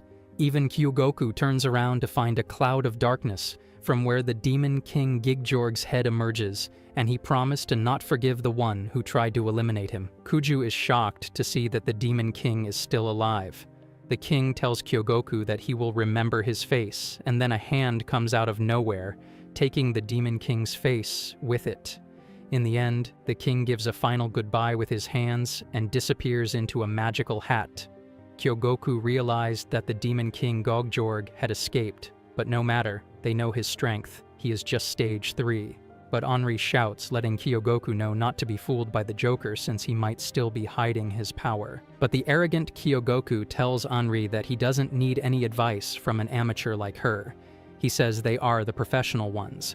Soon the people start cheering up for Kyogoku and call him hero. Saddened, Anri tells Kyogoku that she understands what he means and also calls him a hero, while Kuju stands there looking at all this silently. Later, the people celebrate and enjoy because the Demon King is gone. Kuju is standing on the terrace looking down at the people having a good time when Kamari comes in saying it is bustling. Kuju says he heard they are celebrating the Demon King's defeat, although technically he hasn't been defeated yet. Kamari looks around and says it looks fun. She adds that Lala also wants to go there, but Kujoy declines. Annoyed, she asks the reason for him saying no. Kuju says, if a goddess like her went down there right now, there would be a huge uproar. Kumari shifts and tells Layla to bear with it, since it is already too late. But Layla says it is a festival. Kamari tries to bribe Layla by saying she will give her a bag of chips and soda when they get back home, plus some pudding too as an exchange. The trick works and Layla agrees not to go down to enjoy the festival. Kuju smiles, saying it is good that Layla is easy to handle. The cat also tells Kuju that he is also interested in the festival thing, but he declines, saying he can't leave Anri alone right now. Meanwhile, Anri is sitting inside annoyed about what happened with the Demon King and how she couldn't even do anything at all. Just then, someone knocks on the door, making Kuju wonder who could it be so late at night. The door opens, and it turns out to be Shinbu Yuki, the one from Team A. He is the support guy from Team A. He says he is just a lackey. He asks if he can talk to them for a minute and comes inside. Shinku is here to apologize because their leader was very rude to Anri during the day. This confuses the rest, but Shinku keeps going. He says Kyogoku is the bad person. It is just that he is rather pragmatic and only interacts minimally to avoid wasting time. That is why he is sure there were many times Anri was offended by him. He asks her to try to understand that Kyogoku never meant to do anything bad. Just then, Layla interrupts, saying it can't be helped. She will make an exception for him and asks Shinku to raise his head. This makes Kuju wonder if Layla surely likes to act this way. Shinku then looks at Anri and says he heard from King Damaris that she has been protecting this country all this time. He apologizes to her properly again and says they, as outsiders, have taken credit even though she is the one who should receive this credit. Anri says she is trying to protect everyone and that is all. Kamari tells Shinku that he seems very king. She thought that everyone from Team A was scary. Shinku smiles, saying people are different. Even if they are called heroes, each of them has different strengths and backgrounds. As for him, he is ranked F, the lowest of the low. He just happened to be lucky to be given the tattoo that he showed to everyone. He adds that he is no better than them, the dropout heroes. Shinku explains that before he was called to the academy, in the world where he was originally summoned, he was powerless against the demon lord. One day, when he was calling himself all the bad things being so weak, the heroes from the academy sent by the goddess appeared, and together with them, he defeated the demon lord and earned this mark. All he did was piggyback off others. He says he is just a fake hero. Anri and Kamari get awkward upon Shinku calling himself a fake hero. Shinku says he can understand their frustration. That's why he wanted to say a few words of apology. Though he knows it won't bring them any comfort, it was Anri who competed and defended the country from the demon lord. This peace wasn't brought alone by them. Her sword has kept this place alive. With that, he is about to leave when Kamari asks if he is leaving already. Shinku agrees, saying they are about to leave to defeat the demon king. Kyogoku is always fastidious after all, so he expects that they will be done by morning. Kamari wishes him the best of luck. Anri also lets Shinku know that she will leave Gijorg to them. After Shinku leaves, Kuju says that if only the team of guys were as nice as him, he would have no problem associating with them. The cat asks Kuju if that is so. It says that it likes them better with a touch of arrogance and decides, kind people are unearthed soon. Kuju laughs, saying it means that the cat is not nice since it has lived hundreds of thousands of years. The cat says that if he puts it that way, then he is the same. Kuju asks them not to worry since they are genuine heroes. The next day, the kingdom's bell rings. Kuju and the rest come out to check up on the situation to find tons of people outside. Kamari is surprised to see so many people. Anri says no wonder since his peace is about to be realized, and there won't be a second time to see a hero's triumphant return like this again after all. Meanwhile, Kuoju wonders if it is safe to bring a goddess here. Layla is afraid all along since she senses someone is grabbing her wings. Just then, someone asks Layla if she is dressing up as a goddess and calls her cute. Afraid, she beats the woman, saying she is the real goddess. Also, checking her wings without her permission is not right. Kamari tells Kuju that the heroes are late since it is almost 10, to which he agrees. Just then, a flash appears at the gateway. The people cheer, saying it is a teleportation magic circle. The heroes are returning. But everyone is shocked once they see the heroes coming out of the teleportation circle, all beaten up and wrecked. Worried, Kuju asks everyone to make way and runs to check up on Kyogoku and the rest. The people wonder if the heroes lost. Kuju asks the heroes if any of them are alive. He is relieved a little after realizing that they are all alive. He then asks Anri to call the guards and tell them to bring a medic and some help. He asks Kamari to help him apply some first aid since she has learned a thing or two about it. Concerned, Layla asks what should she do to help them, but Kuju asks her to stay there. Just then, Shinku grabs Kuju from his leg and apologizes, saying they have failed. This makes Kuju angry to see what Gijorg has done to the heroes. Soon, Team A is taken away to be treated. However, after some time, it seems like they all still haven't woken up. According to the head surgeon, their lives are not in danger, but they have been cut off their roots. Layla is shocked and asks why this happened. Even though they had an overwhelming victory yesterday, Kuju realizes that the root is the soul itself. Without it, no matter how much they heal external wounds, they will never regain consciousness. Only Yuki's roots barely survived, but he too is badly injured.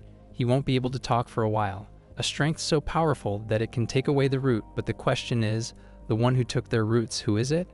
From what he saw yesterday, that Demon King's strength is no match for Team A, and of course there is no way he could have taken their roots. There must be something more powerful behind his back. He asks Layla if that means they can't expect any help from the academy. Layla apologizes, saying not unless Lady Ferfeccio wakes up, she still can't create a gate by herself. Just then, Anri comes in already. Kamari asks what's up with her. Where is she headed? Anri says she is going to fulfill her duty as a hero. Even the heroes from another world, the only hope they had, have been defeated. The entire city is now suffering from anxiety. Someone has to do something soon. Kamari tries to stop Anri, saying it is dangerous. Kuju also agrees with Kamari and asks Anri to stop. Angry, Anri says she can't leave things just as they are, to which Kuju says that is exactly why she shouldn't go just like this. He pours some water for Anri, saying everyone is anxious. At a time like this, the only person they can rely on is her. She has been competing for this world all this time. If she leaves the city, everyone will become even more anxious.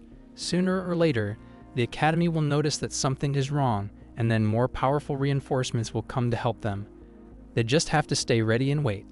That is the best they can do right now. He offers the water to Anri and asks her to calm down for her own sake and for the sake of those she wants to save. Anri takes the water, drinks it, and leaves. She doesn't like sitting around and waiting. Worried, Kamari asks Anri to stop. Anri turns around and says she is just going to check on the city and asks Kamari to relax and leaves. Worried, Kamari decides to go with Anri, but Kuju stops her. He takes out a silver ring, stating this is just a little good luck charm for peace of mind. But Kamari thinks about it in some other way. She is stunned and says a man is giving her a ring and runs away. Kuju asks her not to think about it so deeply and just go already, while Kamari runs to find Anri and wonders about the ring. Kuju then sits back on the sofa with Lala, while Lala can be seen visibly sad. She rests her head on his lap, making Kuju question if she is okay. Lala says she is okay, it is just she is tired.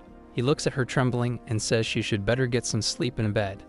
But Lala says she is fine here. She says she can't let Kuju be scared. Kuju smiles, saying she can go ahead and sleep as long as she likes. With that, Lala falls asleep right there on the spot. The cat asks Kuju what is he going to do now. Kuju says, as he said earlier, they will wait. But the cat asks if he is going to do that. Kuju makes Lala comfortable on the sofa and asks the cat why he's asking you like that. What else can he do? He says he is going to get some rest since he will be on patrol duty soon. He leaves the room, saying he will get some dinner before that. Outside, Kuju checks up on the heroes who are still asleep. He then goes around the city to see people being scared. Some are praying while the kids are crying. He walks around and finally finds a clear spot. He makes a teleportation circle and goes inside a treasure room. He wonders it's been ages since he last came here. He looks at the main sword and thinks it's been a while. With that, he holds the sword and takes it out of its resting place, which makes a bright flash, and it disappears from his hands. He thinks that this is the only thing he can't seem to hold on to. Just taking it with him is a struggle. As he is about to leave, the cat comes out of nowhere in the form of a beautiful girl. She says, as expected, he is going. Kuju asks if it is too obvious. The girl agrees, asking how many years he thinks they have known each other. She jumps from the wall, asking wasn't Kuju the one who said they should wait. She calls him a liar. Kuju asks if she is going to stop him. The cat says so. He does realize that he is about to do something he shouldn't be doing. She says she has no power to stop him, but she wonders if she cries and begs him not to go, will he stop? Kuju gets shy and says that the question is such a dirty move. The cat embraces him from behind, saying he sure is a lot of fun to tease. She says she is not going to say anything or stop him now, but at least let her be a little selfish to see him off. She asks him to be careful out there. Kuju thanks her and says he will be back soon. The cat asks him not to make a woman wait too long, and with that, Kuju leaves to beat Gogjorg and his supporters. Soon he arrives at the Demon King Castle. The Demon Lord Gijorg already knows that he has a new visitor. He is surprised to see just one person. He didn't expect that there was still someone as reckless as Anri. He says that out of respect, let's give his visitor the finest welcome ever.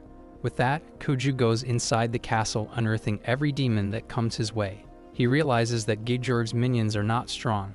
He doesn't believe that Team A was beaten up by these mooks. Either something has changed with that weak demon lord, or there is a bigger issue other than him. Either way, all he needs to do is reach his magic signature, which he can sense deep inside the castle. Within no time, Kuju reaches Gijorg after busting down a door. The demon lord is waiting for Kuju and says just because Kuju is a hero, it doesn't mean he can bust down someone's door. He asks, isn't that a little rude? Kujo says Godjorg should say that for himself. Didn't someone teach him not to just walk into someone's town and invade it? Gidjorg comes down from his chair, stating a demon lord has no morality. They must invade, and every action they take should be chaotic. That is why this little him has no time to spare. He asks someone to do something about Kuju. Kuju looks around to see one more joker. He says as far as he can tell, this guy down here is the last one. He laughs and tells Gidjorg that each and every one of them is so useless. Gidjorg says he will play with him then and asks what he wants.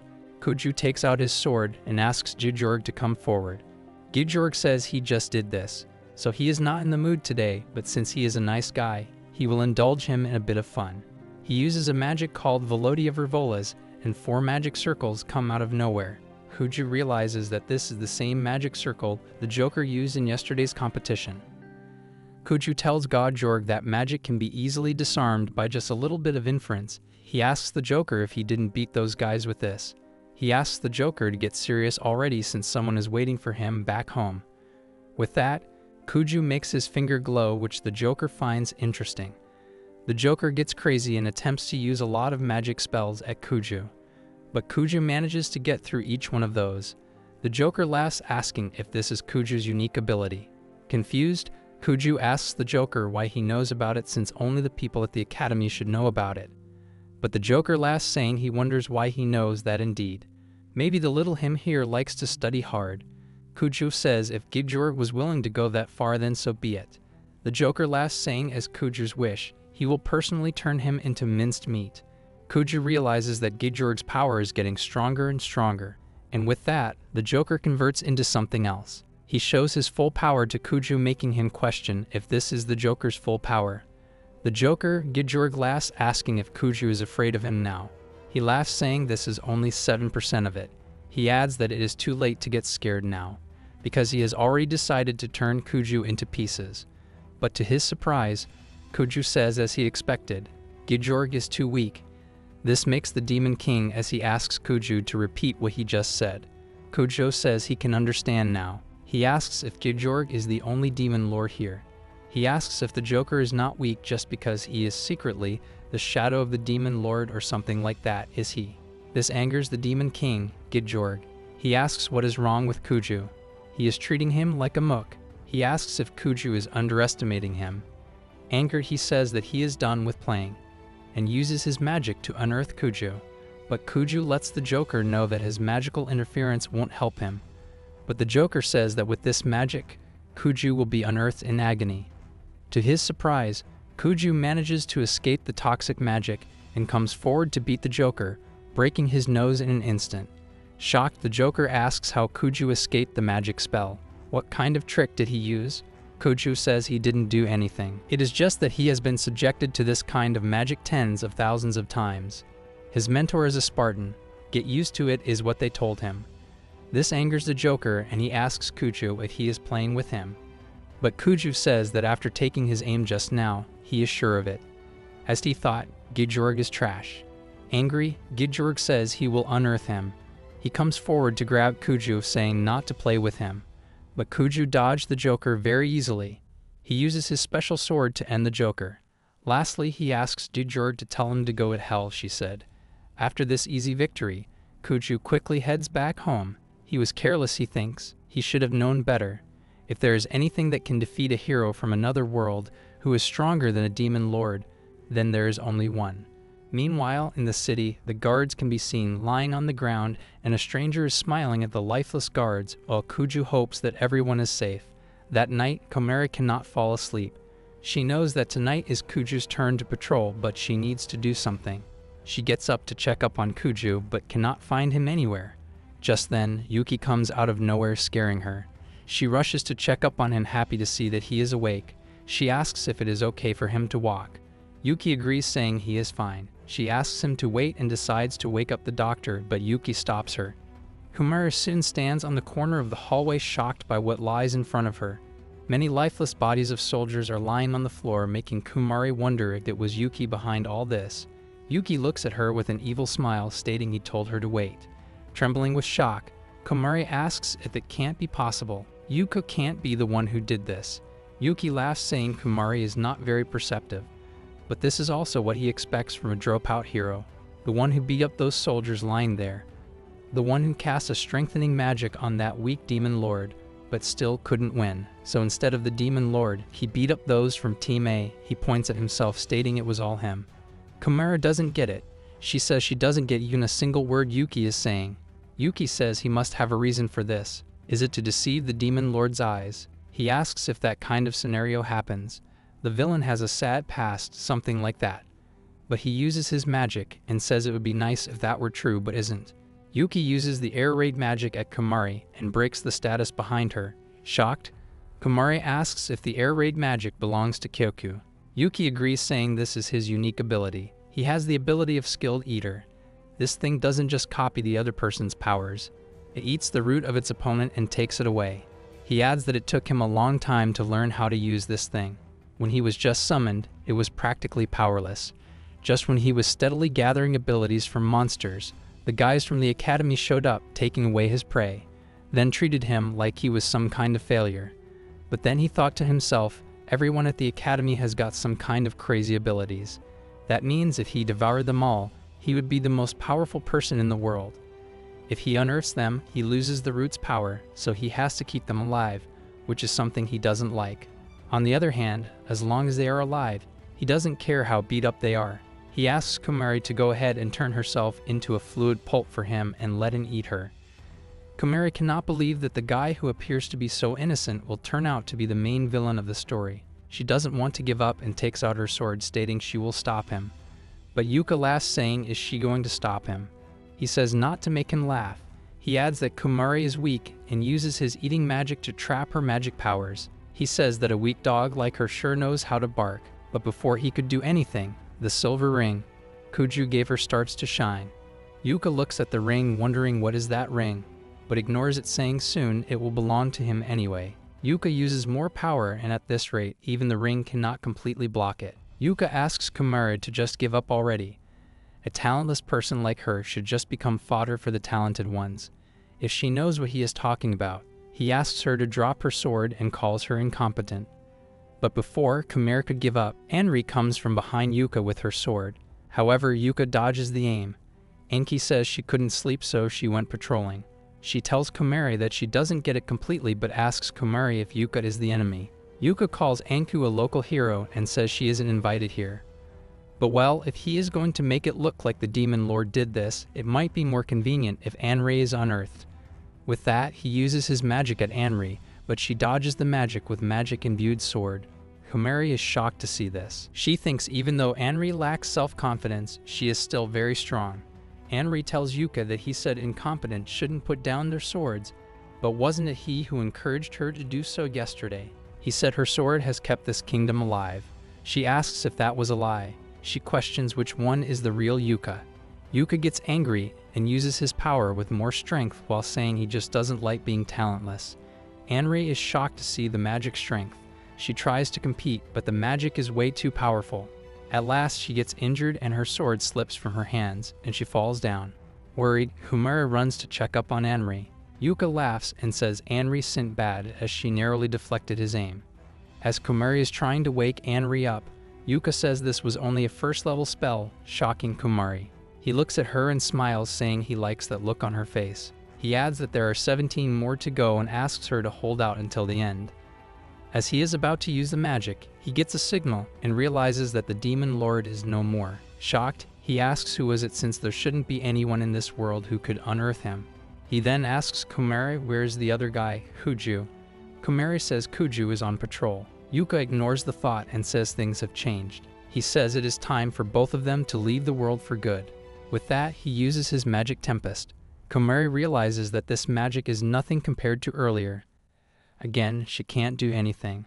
She gets flashbacks of good people protecting her and wonders if she is of no use to anyone. She questioned if she would just leave the world like this. Just then, the cat comes from behind Yuka and his magic disappears. The cat turns back into the human form, stating she is really losing her edge. What a pitiable state she is in. She laughs, saying this is just one more shot. Shocked, Kamari asks if she is Kitty. While Yuki asks Kitty who she is, Kitty asks Kamari to listen to her. She says she will make an opening and asks her to take Anri and run. With that, she uses magic to make the opening by torturing Yuka. She turns back to cat form and asks Kamari to move it since it is not enough to unearth Yuka. Annoyed, Kamari realizes that she has been protected again. She takes Anri and leaves the place. Later, she tries to wake Anri up. She asks Anri to hang in there while Kitty treats her. Anri is annoyed, saying all she does is lose. She has done so much. Yet she can't beat Gijorg or another hero. And on top of that, she saved her. She calls herself pathetic, which makes Anri cry. She tells Anri that if she hadn't brought her time back then, she would no longer be here. She says that Anri saved her. To her, she is a hero. With that said, Kamari says this is her turn now. She takes off the ring Kuju gave her and makes Anri wear it. She then asks Kitty and Anri to wait here and decides to leave. But Kitty asks Kamari not to be foolish. She tells her that he ring is Fabina's favor, a magical item that protects her from all kinds of magic. If she removes herself from its protection, Yuka will unearth her in an instant. But Kamari says it is okay since she is not thinking about going to defeat him. There are still a lot of people in this castle. Someone has to tell them to evacuate. Kitty says if that is the case, then she will do that after she is done treating Anri. Even if she runs into that boy, she will manage. But Kamari reminds Kitty that earlier she said just one more shot, which means she can't compete anymore. She leaves saying if a cat goes around telling people to evacuate, it will only confuse them, so she will go. Kitty asks Kamari to just call for evacuation, and don't even think about competing Yuka. Before leaving, Kamari tells Kitty that even if it is too late now, she knows that Kitty can talk like a normal person. She tells Kitty that her voice is adorable. She laughs and asks Kitty not to keep any more secrets from now on. Anri also tells Kitty that her voice is adorable and apologizes for hiding it. Outside, Kamari says Kitty has been hiding things from her too, so they are even. With that, she goes to meet Yuka. Yuka senses her coming and tells her that her magic is too weak. He says she saved him the trouble to go and look for her. Before he heads to the Demon Lord's castle, he wants to at least eat her first. Kamari says it was easy to figure out where he was. After all, he keeps releasing tremendous amounts of magic. Yuka agrees, saying that the weird cat incinerated her. He hasn't used this much regeneration magic in ages. He asks what's with that cat, and wonders if she is the one who unearthed the Demon King. He adds that he wants to eat the cat so bad and asks where is it. He asks if Kamari is not going to tell her. Realizing she is not saying anything, he says he will make her spit out. But Kamari takes out her sword, saying she won't tell him anything. Kamari says she is going to stop him here, but Yuka asks if she is stupid. They had already done this earlier and she lost. Last time, someone from inside the castle helped her. Right now, the castle is covered by his barriers. No help will come from outside the castle. Yuka asks Kamari if she thinks she is a hero if she competes when all the odds are against her. Kamari replies by saying standing up to those odds is what being a hero is. Kamari realizes that no help is coming from outside the castle, and she is the only one inside who can compete with Yuka. Either way, she has no choice but to compete. If there is any chance of winning, it is this unique ability that she has never succeeded in using yet. She remembers Anri saying they are so much alike, and Anri, without a doubt, is a hero. She too wants to be like Anri. With that said, Kamari uses the magic Sautenreika Ichinojin. Yuka smiles, asking Kamari to show what she has got, those so-called possibilities she is talking about. As Kamari unleashed her power, Yuki was shocked by the surge of magic, as it was completely different from anything he had sensed from her before. Moments later, Kamari suddenly fainted. Yuki mocked her, calling her trash, and stepped closer while stating that she could not even control her own abilities. He added that she was laughable and irritating him, and warned her to stop getting in his way. He then kicked her aside and approached her again, demanding to know where the cat was, mentioning that he did not have time to deal with someone as worthless as her. When Kamari refused to answer, Yuki brutally punched her in the face, causing her to collapse nearby. Her sword shattered, and Yuki commented that she was stubborn despite being so weak, and that wasting time on her was pointless. He decided that luring the cat out by killing a few people would be faster than forcing Kamari to talk. As he headed toward the castle, he thought that the cat would surely come out once he started killing people. Meanwhile, Kamari lay there, overwhelmed by frustration. She thought about how she was still too weak to defeat the villain and unable to change herself. More than anything, she was consumed by the fact that he had killed her, and she believed that no matter what she did, she would never change, never win, and never become a hero. However, she then remembered Yuki's earlier words, realizing that what truly mattered was not what she could not do, but what she still could do. Crying, she forced herself to wake up despite her trembling body, thinking that even if she could not defeat him now, she was still alive and still had some magic left. She picked up her broken sword, deciding to do the one thing she could. Using Sutenraika Ichinojin, she stood up once more. Yuki turned toward her in rage and remarked that she was surprisingly persistent, questioning whether she was some kind of cockroach, despite being so weak. Kamari then recalled Yuki mentioning earlier that someone powerful from the academy would come to help them. She believed that if someone stronger than the barrier existed, they might be able to break through and rescue them. She knew the chances were extremely slim, and even if she gave everything she had, the outcome was uncertain. Still, all she needed to do was delay Yuki, even if it was only for 0.1 seconds. She accepted that she would die if help did not arrive, but she did not want to die while merely watching others move. Even if it was only for a moment, she wanted to die while trying to catch up to everyone. Seeing her actions, Yuki wondered if she was trying again and concluded that it would fail regardless. He decided that he would simply take her unique ability, an ability she could not even use properly. He then formed the giant mouth once more and mockingly told Kamari to come closer and be eaten. Instead of striking him directly, Kamari used her power to attack the barrier, managing to crack it slightly. Yuki stood still for a moment, wondering if that was all she could do. Completely exhausted, Kamari finally collapsed and fainted. Yuki approached her and stated that it was no big deal for him, concluding that Kamari had ultimately self-destructed. He declared that her struggle, dreams, and life had all been meaningless, and that she had simply been unlucky. All of a sudden, Kuju appeared and stated that everything Yuki was doing was pointless. He immediately slashed at Yuki, but Yuki managed to jump back in time. Shocked, Yuki wondered how Kuju had managed to get inside. He then noticed that the barrier had already been broken. Kuju replied calmly that it was fine because Kamari was still alive, and he expressed his appreciation toward her. He said that she had bought him precious time, and if she had not cracked the barrier from the inside, he would never have been able to enter. He referred to Kamari as the true hero and created a protective barrier around her, assuring her that she could leave the rest to him. Yuki was stunned, realizing that it was truly Kuju, the owner of the cat and the one who had slain the demon lord. Kuju, however, questioned why that fact mattered. In response, Yuki stated that if Kuju was indeed hiding his true power all along, then he would simply turn him into nourishment, just like all the other heroes whose powers belonged to him. A massive burst of blinding light surrounded Yuki. His wings and parts of his body began to twist and transform grotesquely. Yuki then declared that since Kuju had defeated the Demon Lord, he would show him a fragment of his true power as a sign of respect. With that, he activated his skill, Eater Chimera. Kuju observed the transformation and realized that the form before him was the manifestation of countless unique abilities Yuki had consumed over time. It was a composite existence, formed from everything Yuki had ever devoured, and the source of most of his overwhelming abilities.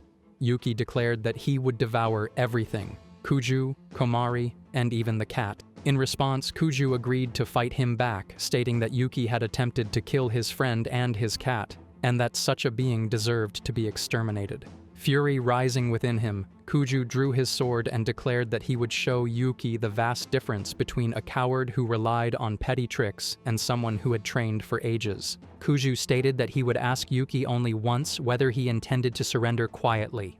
Yuki replied that it was a difficult choice, but surrender was never an option.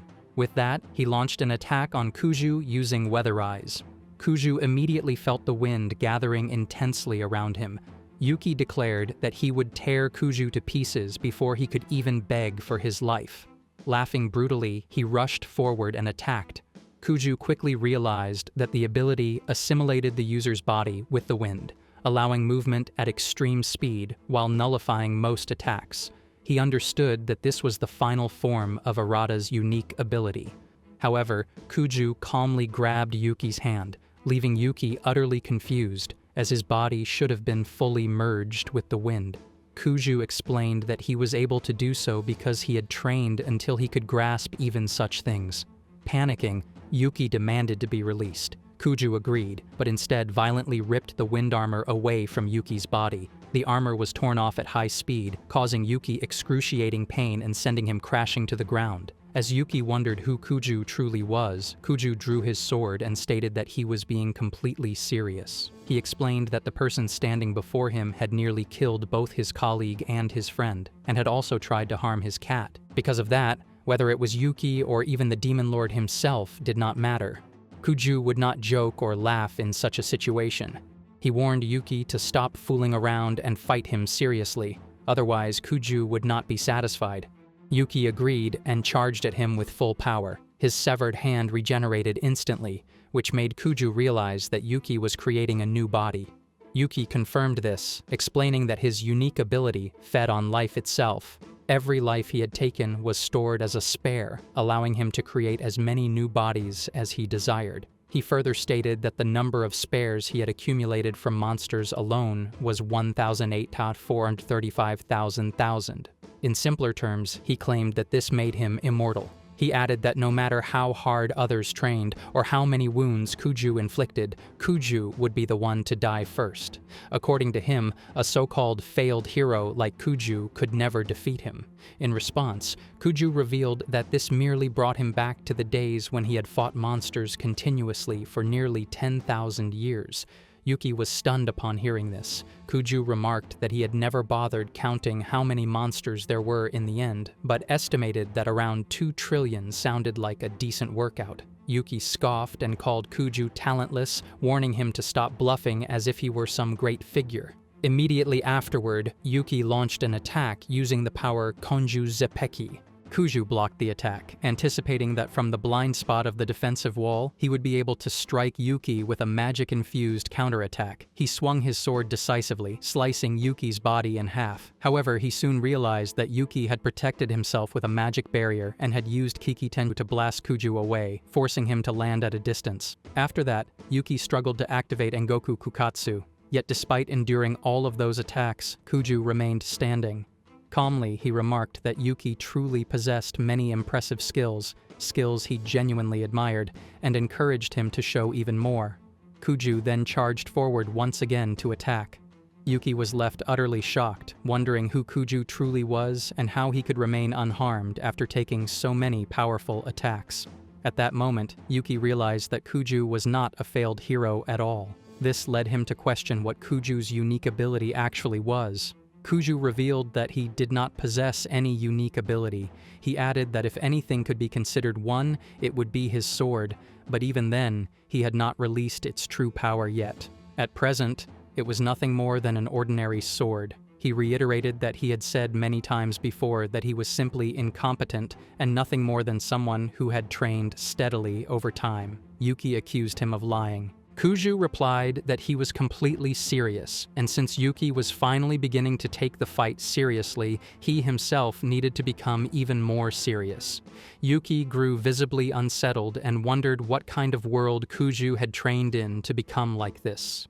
Kyouya responded that Yuki probably would not believe him, and in any case, he had no intention of explaining. He stated that those days belonged only to himself and Felis. As Yuki struggled to rise, he challenged Kyouya to try killing him, declaring that he still possessed 1 trillion spares. Kyouya replied that he had no other choice but to use his power and that he knew the exact number of those spares. He concluded that it was time to end everything. With that, Kyouya activated Levanquin, unleashing his power completely. The scale of the release terrified Yuki, as it far exceeded anything he had ever imagined. Overwhelmed by fear, Yuki even begged Kyouya to stop. However, Kyouya had already unleashed his power and launched his attack. Yuki was reminded of his past, a time when everyone around him had felt like NPCs in a story made solely for him. That was what he had believed when he had first arrived in that other world. The people there had looked at him with expressions full of expectation and respect. They had welcomed someone as cowardly and weak as him, accepted everything he did, and even celebrated festivals whenever he hunted a single demon. At that time, he had been the main character. It had felt like a world created just for him. In the real world, he had been nothing to anyone, but in that new world, people relied on him and called him a hero. He had believed that was the place where he truly belonged. However, everything changed when a group arrived to defeat the servants of the Demon Lord. Their leader had declared that it was only a matter of time before the Demon Lord himself would be defeated. Gradually, the admiration of the people shifted away from Yuki and toward those newcomers. They were soon hailed as heroes instead. The villagers had even pushed Yuki aside so they could get closer to them, praising the newcomers endlessly. Yuki remembered looking down at a doll he had once received as a gift, only to see that it had been crushed beneath the crowd's feet. That day marked the moment when he was no longer called a hero, and when he stopped wanting to be one. Yet now, he wondered why he had still wanted to become stronger. The scene returned to the present as Kuju's power struck him. Yuki was reminded of those villagers who had once called him their hero. He recalled how they had rushed forward calling out, only to abandon him and swarm around others instead. He remembered being dragged away in the crowd as everyone chased after new heroes. Severely injured, Yuki felt that it was unfair. He believed he had been left with nothing, and he no longer cared who had taken it from him. All of his stored lives, his spares, had been completely erased. As his consciousness returned fully to the present, Yuki wondered what Kuju had just done. He realized that not a single one of his trillion lives remained. Kuju approached Yuki and stated that he was now certain that Yuki's heart felt much lighter than before. Yuki panicked and begged Kuju not to come any closer, explaining that he had no lives left. He said that if Kuju attacked him now, he would truly die. Trembling, he questioned what kind of power Kuju had used, claiming it was unfair and asking whether Kuju understood how hard he had worked to obtain his own strength. Kuju drove his sword into the ground beside Yuki and calmly asked why Yuki had worked so hard in the first place. Yuki replied that it was to become strong. Kuju questioned him again, asking why he wanted to become strong. Yuki shouted that he wanted everyone to envy him and stop mocking him. He admitted that he wanted to be better than those people at the academy who had looked down on him. Kuju asked him once more why. Yuki finally confessed that he only wanted to take back what had been stolen from him, his world, his story, and his home. He blamed everyone else for it, declaring that they should have worshipped him instead. He said that was the sole reason he had worked so hard. As he spoke, Yuki remembered the moment when a girl had handed him a doll, calling him a hero. She had told him that she worked very hard to make it, and had thanked him with a gentle smile for everything he had done. Remembering this, Yuki became overwhelmed with emotion. He realized that it was the words of those people, whom he had once dismissed as NPCs, that had driven him to become stronger. Kuju noticed that Yuki was crying. Without saying anything further, he lifted his sword and turned to leave. Confused, Yuki asked where Kuju was going, reminding him that he was his enemy and that it was Kuju's duty as a hero to slay him. Kuju paused, then picked up Kamari and replied that in his current state, Yuki was no match even for a soldier.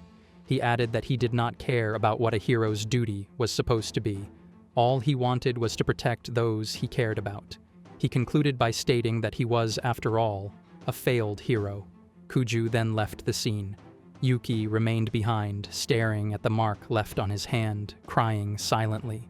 Later, several people awakened in a hospital room. One bed stood empty, and upon it rested Yuki's destroyed doll. The next day, the villagers were cheering for the heroes, celebrating how they had brought peace by defeating the Demon King. Everyone was enjoying the festivities. A woman remarked that she no longer had to live in fear of demons, while a man standing beside her said that he had never imagined such a day would actually come. Kamari, along with Kuju, Lala, and Felis, was seated among them. Kamari commented that there were so many people present and expressed her wish that Anri were there with them as well. Kuju replied confidently that the local hero was probably busy with other matters. Lala, meanwhile, was fully focused on the food and seemed determined to eat everything in sight. Felis warned her not to eat her share, but Lala insisted that the food was simply too good to stop. Felis then reminded everyone not to get carried away, though Lala continued eating enthusiastically. Kamari mentioned that everything felt wonderful and said that they would no longer be expelled from the school. She added that she would give her portion to Felis, which made Felis very happy. While sipping his drink, Kuju silently wondered when they had all grown so comfortable speaking like this, as he had tried hard to keep his feelings hidden. Kamari said that the moment felt like the last day of something that had never truly happened. Kuju agreed and reminded them that after the battle, Yuki had deactivated his skill eater, allowing everyone on Team A to wake up safely, after which Yuki had turned himself in. Kuju admitted that he did not know what Yuki had expected to happen after confessing. Since surrendering, Yuki had remained completely silent, including about Kuju and Felis, and it was clear that the path to redemption ahead of him would be a long one. Kamari then asked Kuju how he had managed to defeat an opponent with such a powerful ability, explaining that she herself had fainted and could not understand how it was done. Kuju hesitated at first, but eventually said that it was all thanks to Kamari, as her attack had inflicted a severe injury on Yuki, which allowed everything to work out in the end. He added that even though she had been scared and had fainted, she had still done her part as a hero and praised her for it. They both raised their drinks in celebration. Felis approached them and questioned whether the story about the severe injury was true or just an excuse.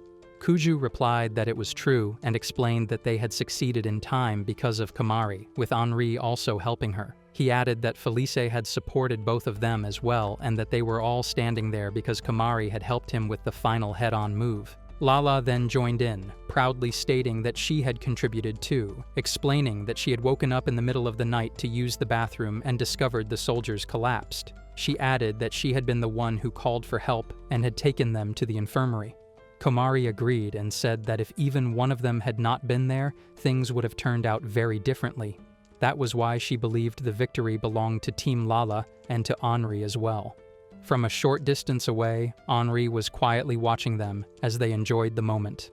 The scene then shifted to the gate, where Arata was waiting with the others. He complained that they had already been waiting for some time and pointed out that Team B was late, saying they should have arrived at least 15 minutes earlier. He added that just because they had filled in for them did not mean they were allowed to be late. Kuju felt irritated, thinking that Arata was as unbearable as ever.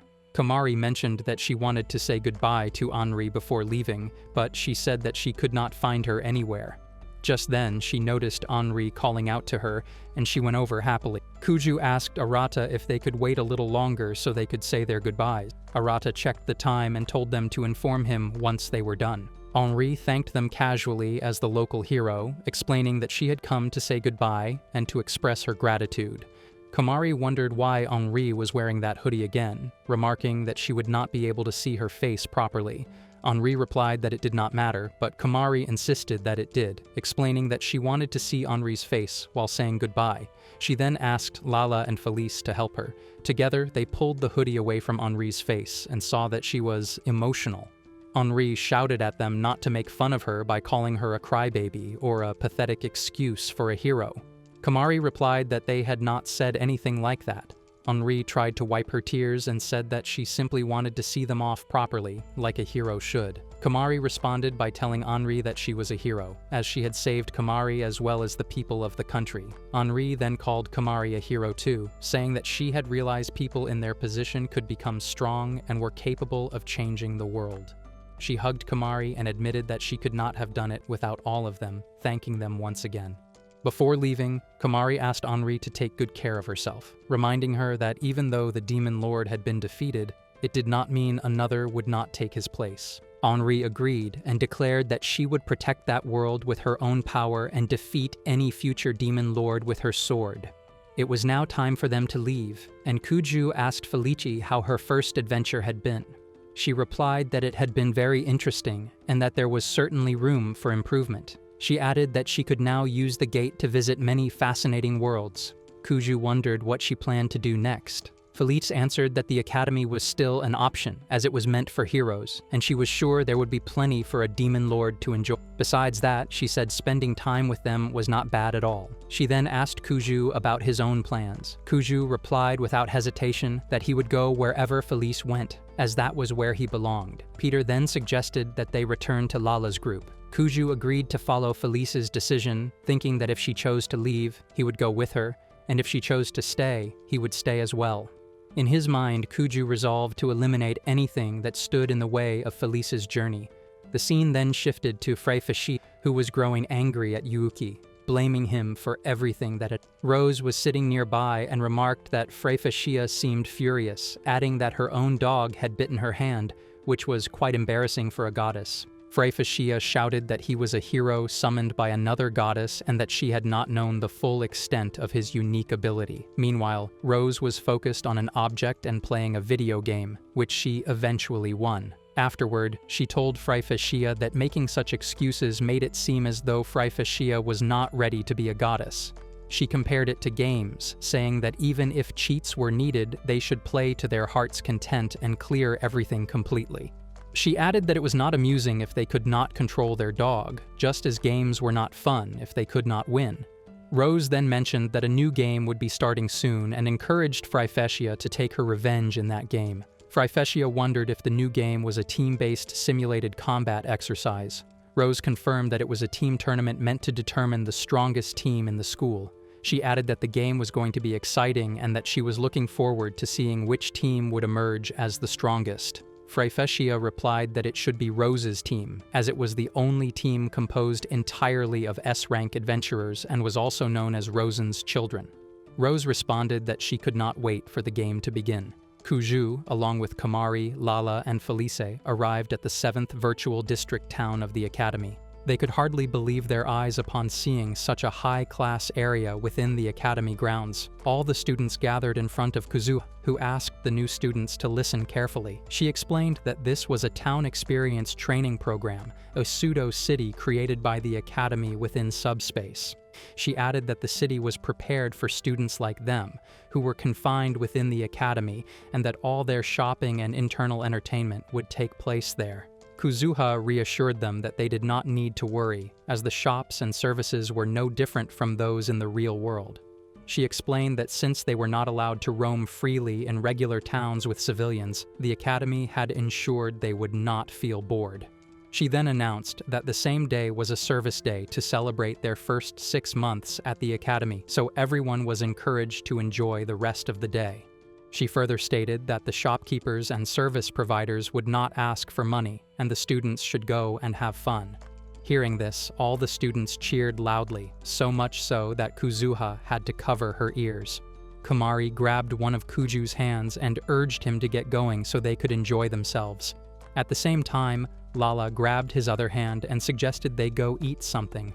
Kyouya replied that he had already eaten a little and proposed that they play somewhere first instead. As he looked around, Kyouya thought that this place was meant to let the caged animals run free, and since no money was required, there had to be something behind it. Eventually, Kyouya, Lala, Kamari, and Felis decided to go to Moon Coffee. Kamari was extremely excited, commenting on how stylish the cafe was. Kyouya asked Felis if she was fine with the choice. Felis agreed, but mentioned that she would avoid sweet items. Lala added that she was fine with anything as long as it tasted good. Soon after, a lady welcomed them and asked them to place their order. Kyouya looked through the menu and ordered a small caramel macchiato. Kamari guessed that Kyouya had not visited cafes very often. Felis, on the other hand, thought it was quite rare to see Kyouya behaving so awkwardly. The lady then asked Kyouya to make the payment and showed him a screen displaying a charge of 12 SP. She instructed him to touch the screen with his hand. Kyouya hesitated as he reached out, thinking that they were not supposed to need any money. However, the moment he touched the screen, he realized that he only had 3 SP and an insufficient balance. Feeling confused, Kyouya froze. Kamari wondered aloud if payment was supposed to be made using SP and questioned why his balance was so low despite having completed the mission to defeat the Demon Lord. Kyouya replied that it was because his original deficit had been enormous. Kamari then asked why his account had been in the red to begin with. Kyouya responded that it was because of her, or perhaps because of the teacher, adding that he had known there would be some kind of compromise involved. The lady excused herself politely, explaining that there were other customers waiting. She added that if Kyouya was unable to pay, she would have to ask them to leave.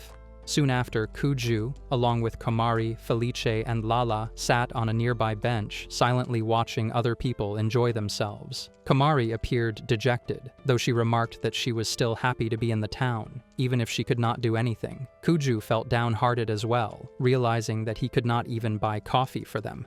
Meanwhile, Lala was growing increasingly hungry. Suddenly, Felis became frightened and asked why Lala was grabbing her, even begging her not to eat her. Lala shouted that she could not endure it any longer before quickly apologizing to Felice.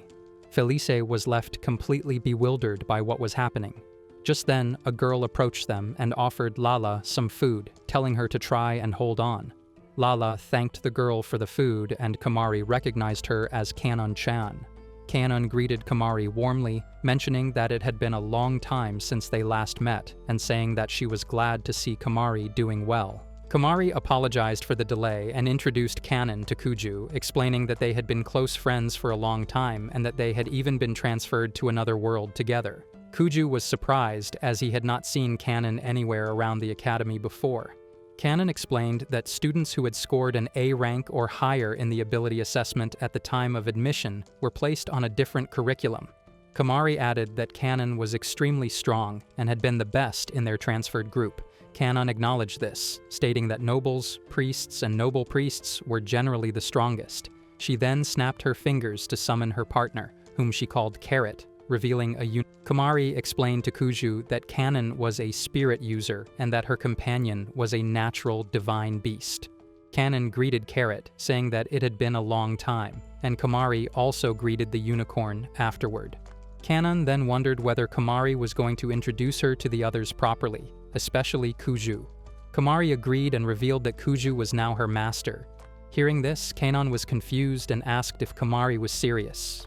Kamari clarified that in their previous world, Kanon had been the one who protected her and taught her how to fight. From this, Kuju understood that Kanon had been Kamari's former master. Kanon suddenly pointed at Kuju and questioned whether he was taking good care of Kamari and whether he was a worthy companion for her. Kuju denied this, stating that he was merely a failed hero compared to Kanon. However, Kanon replied that such comparisons did not matter. She emphasized that what truly mattered was Kuju's heart, as Kamari was often in danger when traveling with her. Therefore, anyone by Kamari's side needed to be capable of becoming her knight. Kuju reflected that he had never truly played the role of Kamari's knight before. Suddenly, he grabbed Kanon's hand and told her that he understood how important Kamari was to her, asking her not to worry. Kanon pulled her hand free, and Kuju remarked that he would let her go now. Kanon nodded in agreement and stated that she would keep her companions away, adding that it was time for her to leave. As she turned away, Kuju and Kamari watched her. All of a sudden, Kanon turned back toward Kamari, pointed at her, and told her that if she ever felt uneasy about the group, she should contact Kanon directly. Kamari replied that she did not need to worry, as everything was fine.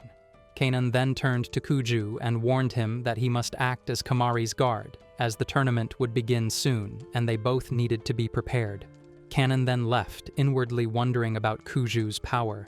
She recalled sensing an enormous amount of magical energy within him earlier, which had suddenly dropped to the level of an F rank. She questioned whether that change had been a coincidence, a mistake on her part, or perhaps even her own fault.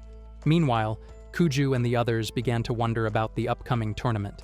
Later, in class, teacher Kuzuha announced that there would be a team-based simulated combat exercise known as tourney. She explained that it was an intra-campus competition in which all students were required to participate and that it was essentially an extreme sports festival. She added that by displaying their abilities during the competition, students could be scouted by high-ranking teams or even approached by members of the executive committee, creating opportunities that could shape their future. Teacher Kuzuha further stated that strong performance in tourney would be rewarded with a large amount of SP. She emphasized that the academy placed great importance on the event and mentioned that some students might have missed it previously while they were in town. She then wished everyone good luck. She went on to explain that tourney would be divided into 3 phases and that the detailed rules for each phase would be explained when the students reached them. However, she first clarified that tourney was the type of tournament where almost anything was permitted. Students were allowed to use their unique abilities, any kind of magical equipment, or even enhancement drugs if they wished. The main purpose, she explained, was to measure how effectively they could use everything at their disposal. She added that the tournament even allowed killing, and that anything occurring during tourney would be treated as an accident, meaning participants would not face expulsion.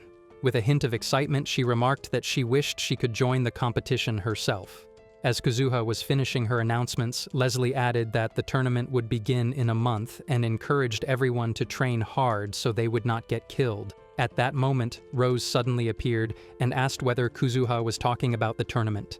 The others looked at Rose in surprise, mentioning that she was one of the founding members of the academy. Felis realized that Rose was the goddess of trickery and deception. She recalled having seen Rose only once before, when she had appeared completely different. Felis also knew that Rose possessed the ability to change her appearance, but she wondered whether Rose was truly capable of altering it to such an extent. Kazuha replied that she had indeed been talking about the tournament, which was scheduled to take place in a month. Upon hearing this, Rose seemed disappointed and remarked that since she had been looking forward to having fun, she could not help but peek at the leaks and spoilers. She then suggested that the tournament should start the very next day. Her suggestion left everyone in shock. Kazuha immediately objected, saying that it was not a good idea because the executive committee was currently very busy. However, to everyone's surprise, she suddenly agreed to start the tournament the next day after all. Rose commented that it seemed they were on the same wavelength and declared that they should proceed with matching the cards and beginning the draw. When the draw started, the first team announced consisted of Kuju, Lala, and Kamari, which Rose remarked was quite an unlucky pairing. The next day, every student was seated in the audience as the host announced that it was finally time for the annual team-based simulated combat exercise. He declared that the tournament was about to begin and explained that the first phase would be a flag match. The time limit for the match was 30 minutes, and the first team to capture the enemy's flag would be declared the winner. He added that all the participants needed to do was seize the opposing flag.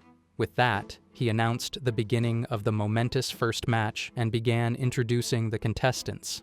The host first introduced Lala's team, describing them as an F-rank team often referred to as the failed heroes. Kuju and Kamari stepped forward in front of everyone.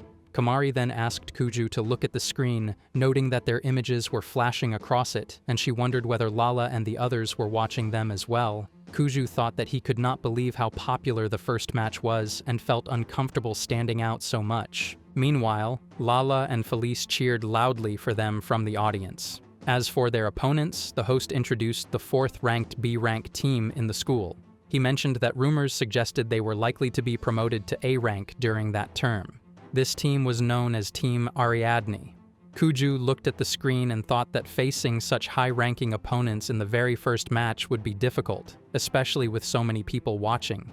He felt that he did not really have a strong reason to try too hard and decided that he would simply throw the match. While thinking this, Kuju noticed that Felis was watching him closely.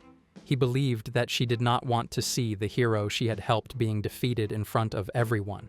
When Kuju internally settled on his decision, he felt that she seemed to appreciate his choice. The host then announced that the countdown would begin. As he started counting down from 10, Kuju thought that their team was already outnumbered. He realized that if he truly wanted to win, he could simply rush in and grab the opponent's flag as fast as possible. However, he also understood that doing so might expose who Felis really was because of his actions.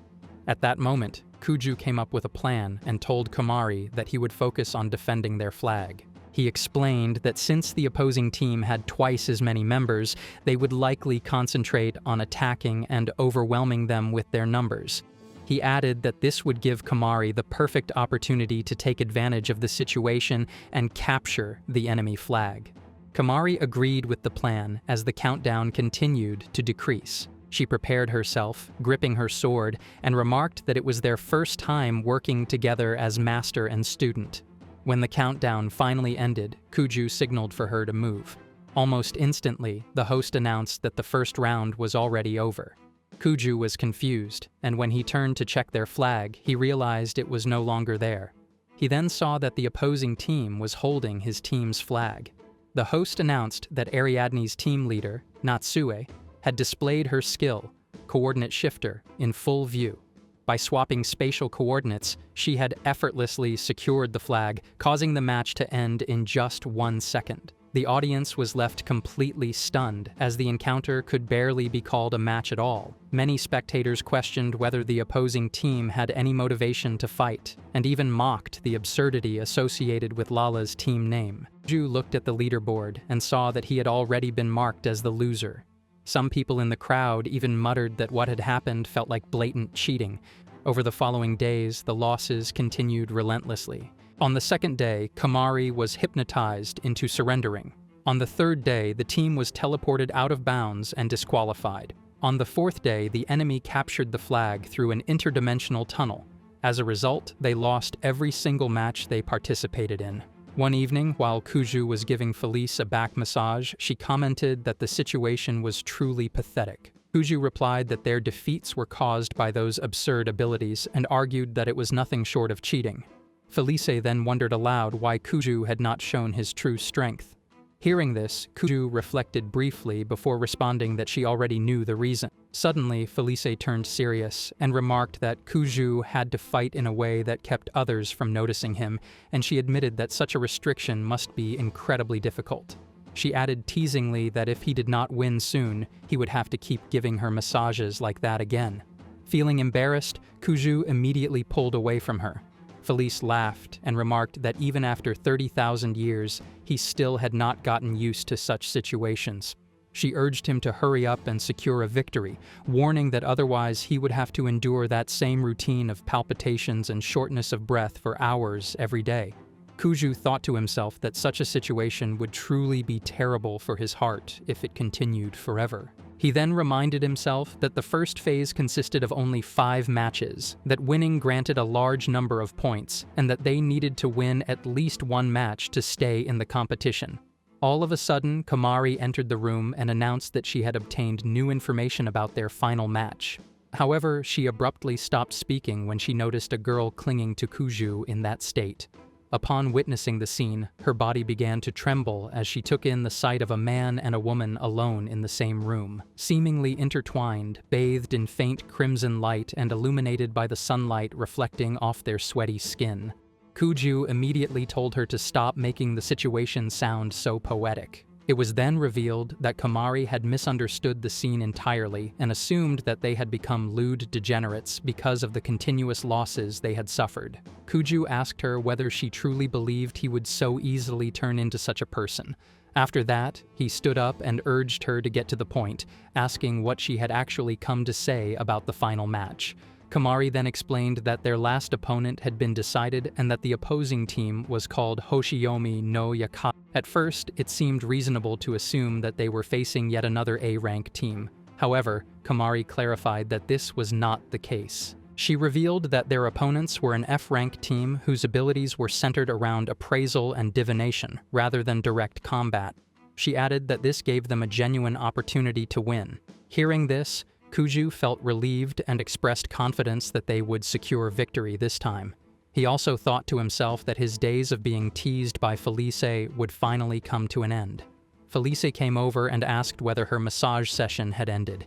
She then clung to Kuju and remarked teasingly that she would miss watching the man she loved squirm in embarrassment. The scene shifted 2 days later, when Kuju headed toward the arena. He thought to himself that he was feeling unusually excited, having arrived early, and assumed he would spend the rest of the morning practicing. On the way, he met Kuzuha, who waved at him and casually asked how things were going. Kuju told her that they had lost all of their matches. She laughed and added that he could not afford to lose the final match, asking whether he had any secret plan. Kuju appeared confused and wondered what she meant. Realizing that he had no idea, Kuzuha simply wished him the best, saying that she was his fan as well. Finally, inside the arena, the host announced that the final flag match was about to begin and that it would be fought between 2 F-rank teams. Kuju noticed that the crowd was very small, unsurprised since it was a match between two low-ranked teams. From across the field, their opponents called out and revealed that they too had lost all their matches, stating that since both teams had nothing left to lose, they should give it their best. Kuju agreed, saying that he intended to give everything he had. Kamari also appeared confident. However, when one of the opponents suddenly took out a pill and swallowed it, both Kuju and Kamari were left confused, especially when the two opponents unleashed a surge of magical power, causing Kuju to wonder what they had just taken. It was described that the man attacked them using a freeze shuttle, and the deadly strike was about to hit Kamari when Kuju stepped in and blocked it. The audience felt that the fight between F-rankers was dull and unimpressive. However, Kuju realized that the magical power his opponents were using was far beyond what an F-rank team should possess. The female opponent then used her skill to launch 2 attacks toward Kamari, but Kuju quickly formed a barrier around her to protect her. Despite this, Kuju struggled to fight both opponents at the same time. The man announced that now was the right moment to act, and the woman appeared pleased as well. Kuju wondered whether they were forcing their magic beyond their natural limits. He knew that if they continued like this, their bodies would not be able to endure it. He also realized that although he could defeat them easily if he tried, using too much power would expose his true strength. Moreover, it would seem unnatural for him to suddenly seize the flag from such a disadvantageous position. Because of this, Kuju decided to use only a small portion of his power. He slashed the air, creating a dense cloud of smoke that spread across the entire arena. Everyone was confused, as no one could see what was happening.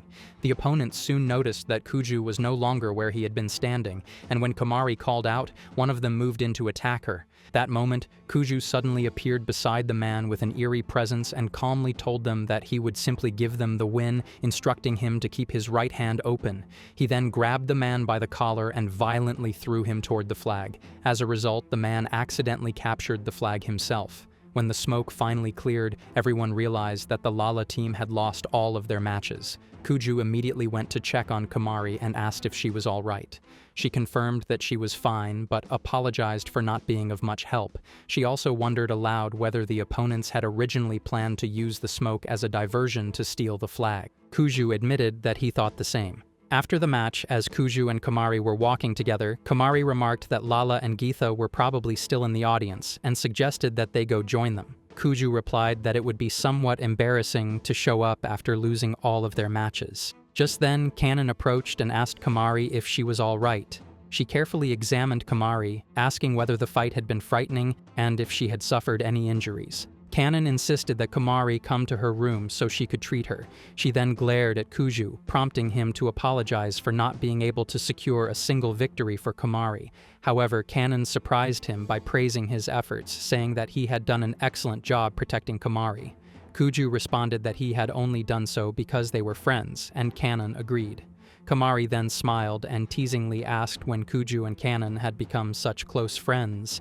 Kanon denied it, stating that Kuju was merely her rival and that she was Kamari's mentor. Before leaving, Kanon told them both to watch the next match. She confidently declared that it was now her turn and that they should acknowledge her as the best mentor, warning them that if they did not, she would make sure they ended up in second place. She was clearly excited, while Kuju thought to himself that he did not remember ever saying he wanted to be number 1. As Kanon walked away, Kuju noticed Kuzuha signaling to him and told Kamari to go on ahead. When he reached Kuzuha, she commented that it was unfortunate as he had almost won his first match. Kuju replied that she already knew the truth, explaining that the moment the opponents took that item, their magical power and abilities no longer matched their rank. He then wondered aloud what that substance had been. Kuzuha revealed that there had recently been a rumor circulating, especially among low-ranked students, about a strange drug known as Reincarnator, a substance said to grant rebirth-like power. She added that, judging by its name alone, it sounded like something far more dangerous than people realized. Kuju wondered what would happen if someone took the drug. Kuzuha explained that the power it granted was the same power a person would receive when reincarnating into another world. She added that if a person were reincarnated again, that power would instead be transferred to the next incarnation. Kuju understood that this made it an exceptionally rare and unusual ability. Kazuha further revealed that the two people from the opposing team had originally possessed divination-type abilities and should never have had such flashy combat powers. Kuju recalled what Felis had once explained, that humans naturally possessed only one inherent, unique ability, which could only be awakened through recognition by a goddess. This led him to question what kind of being could possibly grant more than one ability. Kuju then asked Kazuha where the drug had originated. Kazuha admitted that she did not know yet. She explained that while it was easy to identify the users, interrogating them had proven impossible because some form of memory protection was in place, rendering interrogation and memory manipulation ineffective. She added that it appeared the distributors had a powerful backer, which made the situation far more troublesome. Because of this, Kazuha said she wanted to consult Kuju and asked whether he would be willing to help. Kuju suspected that the mysterious backer was deliberately targeting low-ranked individuals and realized that Kazuha might be intending to use him as bait. Kazuha acknowledged his concern and explained that she was worried about certain people. She added that if Kuju or anyone close to him had been contacted, she wanted to know whether he would be willing to take action. Kuju decided that he would cooperate, but firmly stated that he would not allow anyone near him in the first place. Kazuha agreed and stepped closer, explaining that this was precisely why the situation bothered her. She questioned why, if anything was allowed, the perpetrators were going to such extreme lengths to hide the drug's existence. She suggested that they might be concealing even more secrets from the executive board, just as some others had done. Kuju was slightly taken aback and hesitated, sensing that she might be probing too close to his own secrets. Kazuha quickly shook her head and told him that she had never said anything like that. She clarified that she had come to him simply because she was his fan and was willing to overlook certain things. She then handed him her contact information and said she hoped he would keep her in mind. As she turned to leave, Kuju stopped her and said that the trade-off was not sufficient. He added one more condition, stating that everything discussed between them must remain confidential and that neither Kamari nor Lala was to be involved. Kazuha agreed and added that the next match would be Kanon's. She said she was telling him this because she did not want him to misunderstand or dislike her, emphasizing that the upcoming match had nothing to do with the drug issue at all. The scene then shifted back to the arena, where Kuju finally returned, apologizing as he wondered whether the match had already begun. Kamari informed him that the countdown had already ended, meaning the match should have started by now. She appeared genuinely worried as she stared at what lay before them. When Kuju followed her gaze, he was equally shocked to discover that Kanon's team, along with her rabbit, had already been defeated in a single second. The speed and decisiveness of the outcome left him stunned. The host excitedly announced that it was truly an overwhelming display of power, stating that even the strongest contenders had been defeated with ease. He proclaimed that this was the might of an S-rank team operating under the command of Goddess Rose, declaring it to be the undeniable power of Rosen's children. It was revealed that the two opponents were Urato Kary, who held the 11th position among the S-rankers, and Shishiogaku, the 6th-ranked individual in the S-rank. Kuju reflected that despite being outnumbered, those two had managed to defeat Kanon and her team with overwhelming ease. Kanon struggled to her feet and declared that the fight was not over yet, insisting that she could not afford to look pathetic in front of Kamari. She then turned toward Carrot and told her that they could still continue. Gathering her strength, Kanon rose and launched another attack, unleashing her power once more. Kuju was genuinely shocked by the sheer magnitude of the force she displayed, recognizing it as the physical manifestation of a divine beast. Urato applauded calmly and remarked that Kanon was impressive for still being able to stand, though she added that it was ultimately meaningless. Urato then struck Carrot at a vital point.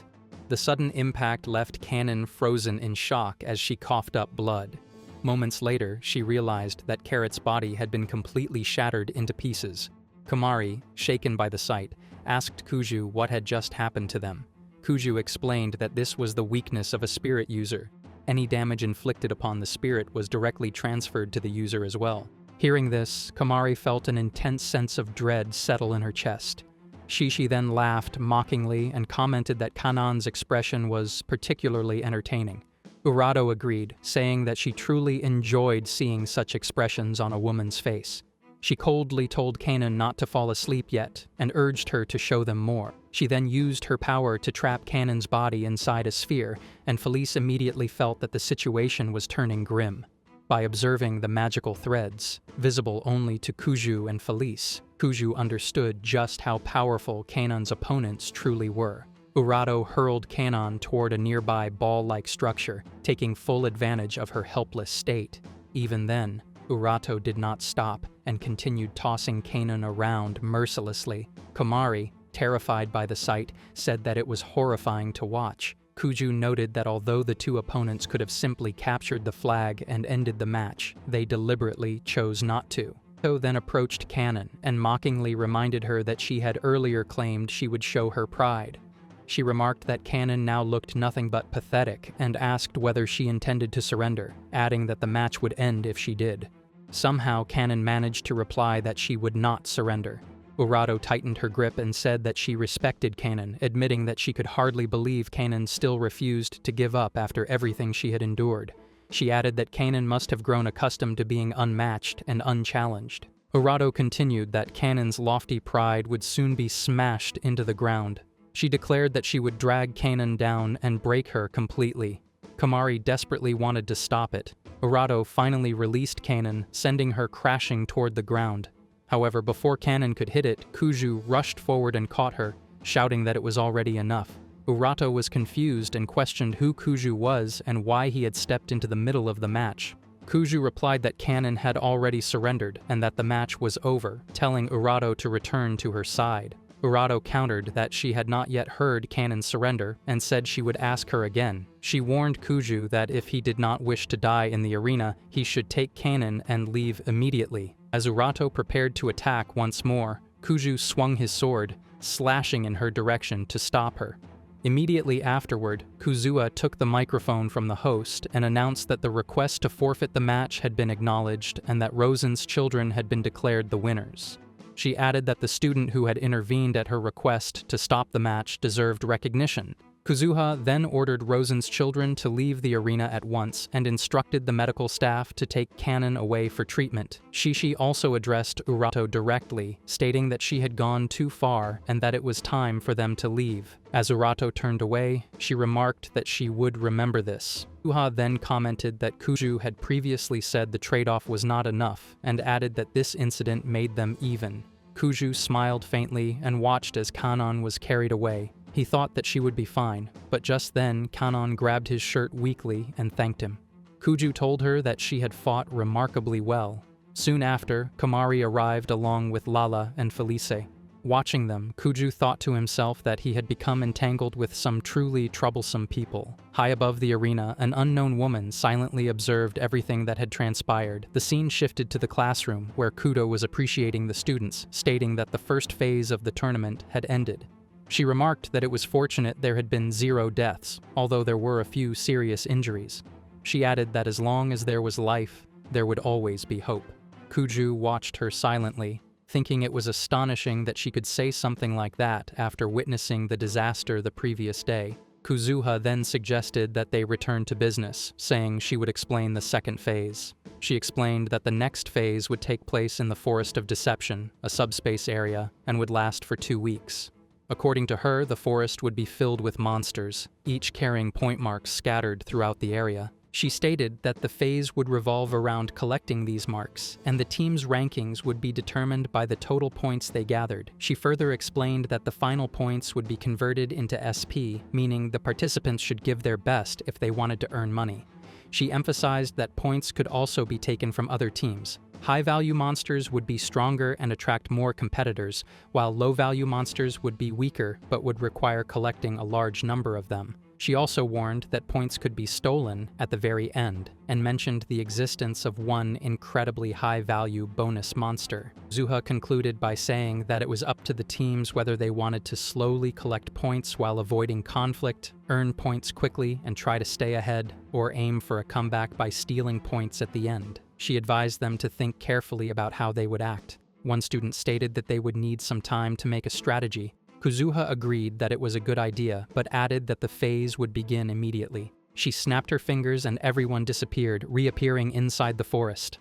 As the participants scattered throughout the area using their powers, Kuju thought it would be best to avoid encountering enemies early on and focus on getting their bearings first. He used his power to land safely and then turned to ask if everyone was fine. Felis and Lala were unharmed, but Kamari had fallen and collapsed. Kuju decided that Felis and Lala should stay with Kamari until she woke up, while he went ahead to scout the area. After moving some distance away, he tapped the ground and created a massive magic circle that spread across the forest, allowing him to understand the situation. He realized that the entire forest was covered by a huge barrier. The academy had likely set it up to monitor the participants and block teleportation, preventing anyone from leaving on their own so the game could proceed smoothly. Because of this, Kuju concluded that he could not use his abilities freely. He recalled that the previous day he had been unable to stand by while Kanan was injured and had jumped in, and without Kuzuha's help it would have been difficult for him to explain his actions. As Kuju was thinking about how he should proceed next, Lala suddenly approached him, making him wonder what had happened. She informed him that Kamari had regained consciousness. When Kuju went to check on her, Kamari laughed and said that although she had only passed out briefly, she had become hungry. Lala and Felis also mentioned that they were hungry. Kuju felt annoyed but quickly realized that they could not continue fighting on empty stomachs. He stated that, for basic survival, their first priority would be to build a base. Everyone agreed and they began preparing immediately. They gathered fish and other food supplies, found a place to bathe, and cleaned themselves. As night fell, everyone except Kuju went to sleep. Before resting, Kamari thanked him. Kuju told her not to worry, explaining that he was used to such situations. However, Kamari clarified that she was referring to the incident the previous day, when Kuju had saved Kanan. Kuju replied that it was too late to claim that he had truly saved her, saying that while Kanan's body might heal, her heart had likely been deeply wounded as well. Kamari stated that she believed Kanan would recover because she was a very strong girl. Turning toward Kuju, she added that he was also very strong and that she admired him even more after what had happened the previous day. With a smile, she asked him to continue guiding her. Kuju responded by saying that he was not a kind person and admitted that the thought of someone doing the same thing to someone he cared about made his skin crawl. Kamari wondered if he was referring to Felis and questioned what kind of relationship the two of them shared. Kuju replied that he was not entirely sure himself, but anyone who cared about Felis would be someone he cared about as well, and anyone who hated her would be someone he hated. He added that if anyone tried to harm Felis, he would do everything in his power to stop them, and that they would always remain close.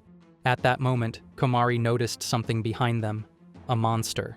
Kuju immediately struck it down. He wondered what it was, and Felis woke up and explained that it was a rare metal slime. Kuju worried that he might have woken her, but she brushed it off and continued explaining that rare metal slimes had no combat abilities and were known as phantom monsters due to their extreme rarity. She added that it was probably placed there specifically for the competition and might carry points. When they checked, they were shocked to see that it was worth 10 million points. At that moment, Kuju decided on their strategy, stating that they would run away and hide for the next 2 weeks. Felis commented that it was a shameless declaration. The next day, Kuju told everyone that it was time to move. On the way, Lala still felt sleepy, and Kamari wondered if it was not too early in the morning. Kuju replied that they needed to move before other teams did, and that they would just have to endure it. He thought that if they managed to get through this safely, they would have enough SP to live peacefully for a long time. Suddenly, a giant screen appeared, and Rose greeted everyone, asking how they were doing. Kuju recognized her as Rose, the goddess from the lottery drum. Rose announced that a day had passed since the game began and noted that no one had died yet, praising everyone for being strong and impressive. To encourage the participants, she revealed that the team currently in first place after the first day was Lala's team, with 10 million points. She remarked that it was hard to believe they were the so-called failed heroes, as they were performing remarkably well. Kamari felt happy that they were in first place, while Lala became excited at the thought of gaining fame. However, Kuju understood that the situation was turning unfavorable. Rose told everyone that she was curious and that soon they would all find out how Lala's team had obtained those points. She then revealed their exact location on the screen, encouraging the other participants to go and ask them directly. Kuju was shocked by this development, while Felis pointed out that it was bad news, as it meant they would no longer be able to run away and hide. Kuju immediately suggested that they leave the area at once. He reasoned that they still had some time, since the other heroes were not foolish. If everyone rushed toward their location immediately, they would likely end up fighting among themselves first, which would delay their arrival. Suddenly, Kuju sensed a tremendous surge of magical power rapidly approaching them. Even if it was only one team, he recognized that aura instantly. A girl appeared before them and stated that it did not matter whether others were coming or whether they were the strongest among the participants. She declared that they were none other than Rosen's children. Otto then spoke, saying that they had finally met again. She wondered whether Kuju was the one associated with Lala's name, and thought that although it sounded silly, it somehow suited him.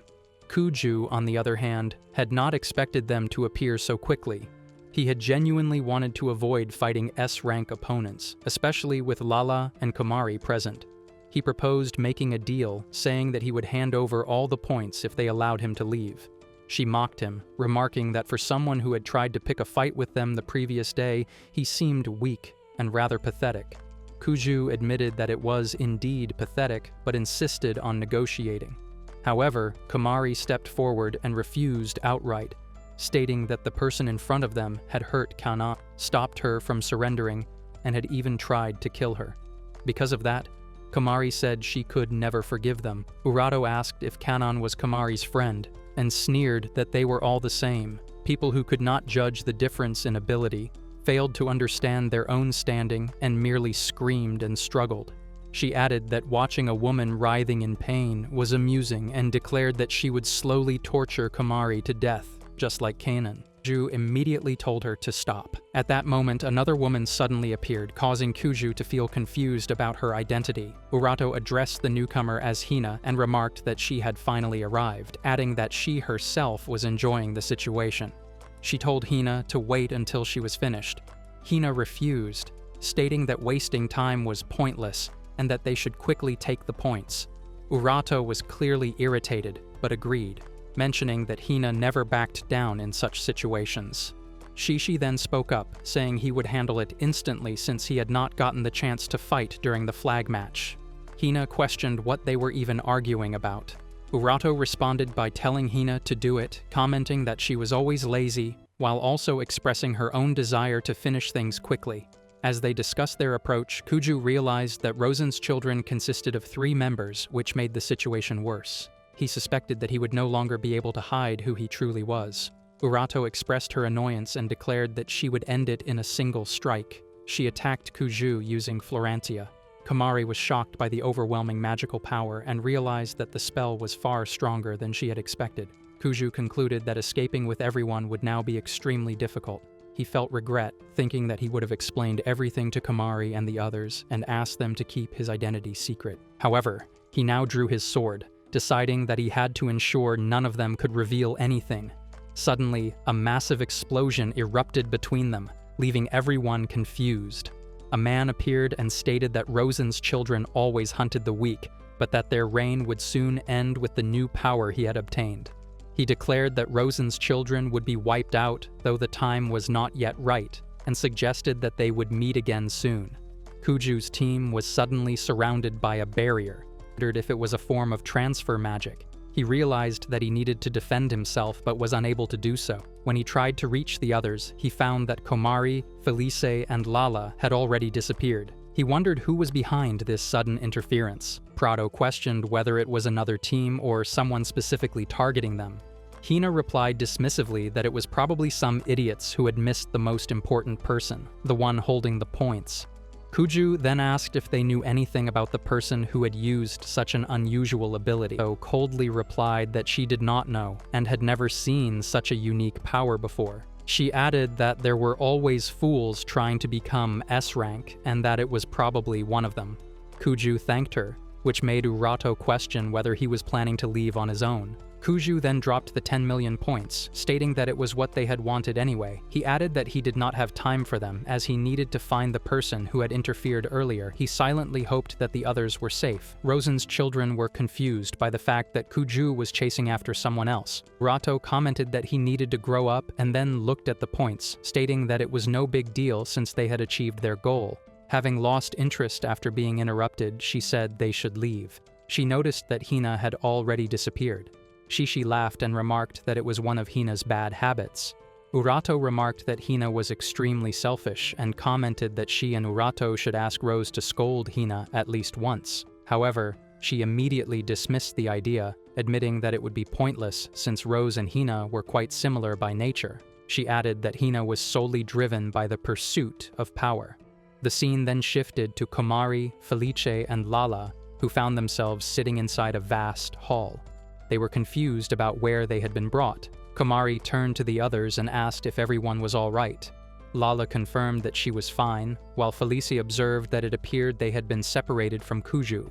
Kamari stated that they needed to find Kuju, but suggested that their first priority should be to leave the place safely. Felis agreed and said that it would be best to ask the people nearby where the exit was. As they looked ahead, they noticed several men standing in front of them. One of the men calmly asked them to relax and welcomed them to his residence. Kamari wondered whether the people in front of them were the ones who had kidnapped them. The man laughed lightly and greeted them, saying that he understood why they might appear suspicious. However, he explained that they were actually the ones who had protected them. He added that the attackers were Rosen's children, a squad of dangerous S-rank individuals who viewed the weak as nothing more than insects. According to him, Lala's team had been in serious danger. Kamari questioned who they really were if they were not enemies. The man introduced himself as Kokufuji Itsuki, stating that he was the leader of the resistance, and asked if she had anything else she wanted to know. Kamari replied that they should be taken back to Kuju immediately. She said that if dangerous people were targeting them outside, then they needed to go help him. Itsuki responded that their surveillance team had already checked the situation and that it had been resolved. He explained that they had attempted to bring Kuju along as well, but Kuju had stopped himself from being teleported. Either way, Itsuki assured her that Kuju was completely safe and that there was no need to worry. Hearing this, Kamari finally relaxed. She then asked how Itsuki knew their names. Itsuki replied that they had been keeping an eye on their squad for quite some time. He added that they wanted to welcome them into their group, explaining that the Resistance was an organization rebelling against the Academy's operations. According to him, they were a group hated solely because of their low ranks, and they all understood the pain of having their dignity taken away, just like the failed heroes. He continued by criticizing the Academy, stating that it favored the strong, oppressed the weak, and was fundamentally flawed. He added that even the heroes themselves were no different. Therefore, he declared that the higher-ups of the Academy must be overthrown and the institution reformed into what it was meant to be. He then asked them to become revolutionaries and fight alongside the resistance to reform the Academy. Lala hesitated and said that she did not believe the other goddesses would remain silent about such actions, especially since they commanded many powerful heroes. She concluded that there was no way they could win. Itsuki agreed that, under normal circumstances, they would have no chance of victory. However, he asked what they would think if he told them that the resistance possessed a power capable of rivaling the Academy itself. Kamari felt confused by his words, while Felice remarked that power gained easily could also be lost easily. She added that if they were aware of this and still making such an offer, then they were not true Yushiniri, but merely con artists. Itsuki smiled and asked whether Felice was someone's familiar, commenting that she was a very nice cat. He then said that it was understandable for them not to trust him immediately, given that they had only just met. He concluded by saying that for now, he would let his sister do the talking. Just then, Kanon appeared, leaving Kamari completely shocked. Kanon asked Kamari to join them and fight alongside the resistance. After everything had settled down, Lala fell asleep while Kamari remained seated beside Kanon. Kanon commented that Lala truly was a very cute goddess. Kamari replied that Lala must have been extremely tired, but added that it was still amazing to witness such a secret base. Kanon then revealed that the place was a temporary survival base built within a virtual dimension. She explained that it was not only luxurious, but also protected by multiple layers of barriers and concealed using unique barrier-type abilities. She added that it would be extremely difficult for anyone to break in, even for members of the Academy's executive team. According to Kanon, everyone would be safe there. Hearing this, Kamari hugged Kanon tightly and said that she was truly glad Kanon was safe. Kanon relaxed and returned the hug, apologizing for showing such an uncool side of herself. Kamari immediately denied that, saying it was not true at all. Upon hearing those words, Kanon thanked her and mentioned that she now had many strong allies. Kamari then wondered aloud whether those allies included the strange man named Itsuki. Kanon asked if Kamari still did not trust him. Kamari replied that it was simply because she did not know him very well yet. Kanon suggested that they go and see the others together, saying that since it was their base, Kamari should judge them with her own eyes. Felis then spoke up, telling them not to worry, as she would keep an eye on Lala. Kamari thanked her for that, but Felis replied that it was important for them to decide what to believe using their own eyes and their own hearts. After that, Kanon took her around to show her the entire area, and even introduced her to some members of the team. Through Kanon, Kamari learned that all of them were good people who had suffered at the hands of those above them. Because of their shared suffering, they were kind to others who had endured similar pain, which was why Kanon was willing to trust people like them, those who had suffered just as she had the previous day. Eventually, they arrived at a training ground where combat training with robots was underway. Kanon noticed that Kamari was particularly curious about their powers. To demonstrate, Kanon used her ability to activate one of the robots, after which Kanon asked Kamari whether she would like to test her power against the training golems. Kamari agreed, took a pill to activate her ability, and soon another mark appeared on her hand. As her power surged, she unleashed the Lucas Alph flame on the golem, forcing it to fall back. Afterward, Kanon made the weapon disappear. Kamari remarked that using such power was not a problem, but she wondered how they possessed two unique abilities. Kanon replied that it was due to reincarnation, explaining that it was a resistance-based trump card known as the Reincarnator. However, Kamari questioned whether it was safe and asked about its side effects. At that moment, a woman approached and reassured her that she had nothing to worry about, as many people had already tried it and none had experienced any side effects. Curious, Kamari wondered who the woman was. The lady then greeted her and introduced herself as Snowella, the goddess who had created the drug. Kamari hesitated when she saw Snowella there. Snowella asked Kanon whether Kamari was her friend, to which Kanon agreed and introduced Kamari to her. Snowella gently took Kamari's hand to greet her and expressed her hope that they would become good friends. Feeling shy and blushing, Kamari returned the greeting. Snowella then remarked that since Kamari was Kanon's friend, she would also be Snowella's friend. After that, Kamari asked whether the drug was truly safe. Kanon told her to wait, stating that Kamari was being rude by questioning a goddess. However, Snowella intervened and explained that Kamari was simply being honest and that it was reasonable to be cautious, especially since the drug granted a second unique ability. Then asked Kamari to think back to the moment when the goddess had given her first unique ability and consider whether she had experienced any discomfort or negative repercussions. Kamari replied that she did not think she had experienced anything of that sort. Snowella continued by explaining that unique abilities were granted by the goddess to help people who wished to do the right thing and that such powers would never harm them. She added that goddesses like herself had set a limit of one unique ability per person as a precaution to prevent situations from spiraling out of control if an ability holder were to turn toward evil. Snowella further stated that those who understood the pain of others did not need to worry about gaining additional abilities, as they were good children at heart. She concluded by saying that if there were any price to be paid for such powers, they had already paid far more than enough. After enduring numerous frightening experiences at the school, they deserved proper recompense for all the suffering they had endured. Snowella continued by saying that the academy had never been meant to turn out this way. She explained that it was supposed to work with heroes to save many worlds and to be a place created for the happiness of everyone.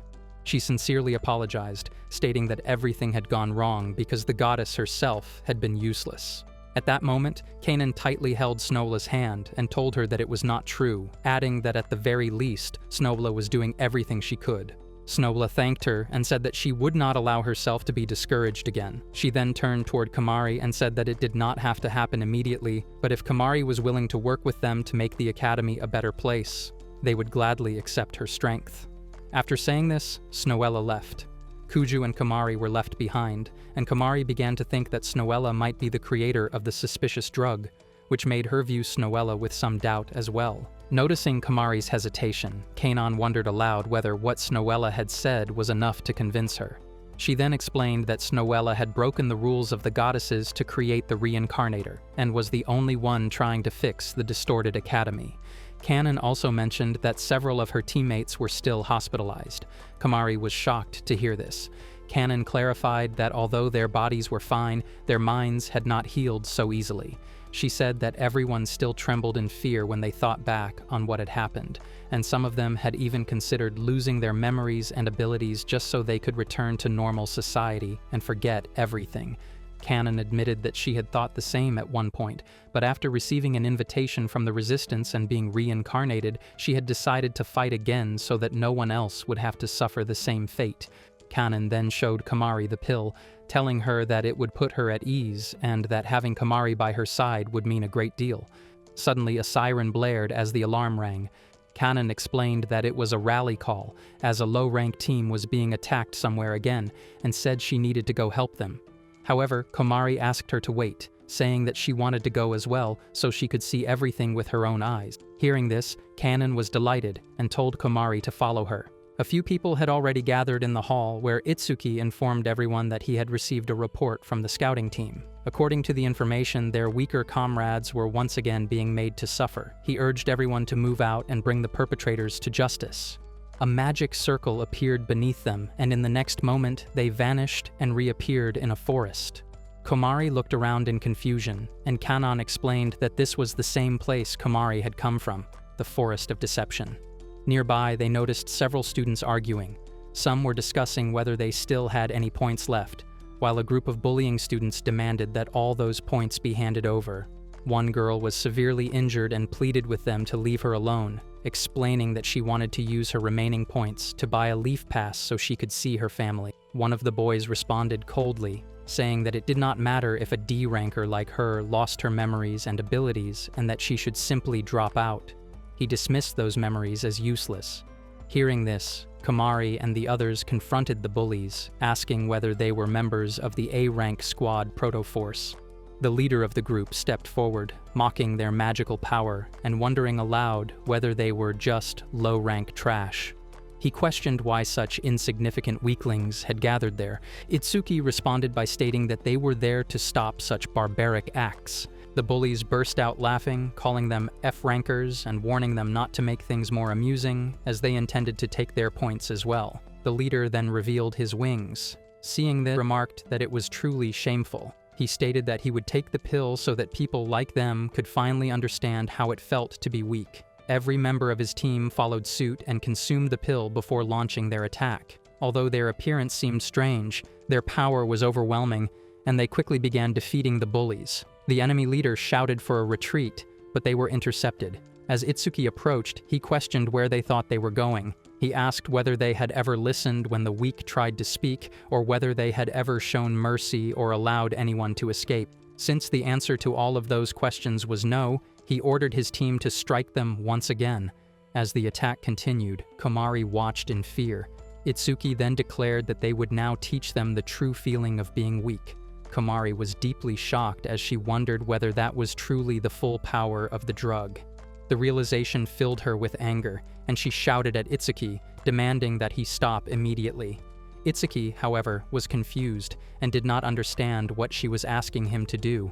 Kamari then explained that those people no longer wished to fight and that continuing any further would amount to nothing more than bullying. Kanon urged Kamari to stop interfering, but Kamari questioned whether Kanon was truly comfortable with what was happening. She asked whether this was really what Kanon had envisioned when she decided to join the resistance. Kanon hesitated before replying. She stated that if they did not act this way, people like their enemies would never truly understand the suffering they inflicted on others.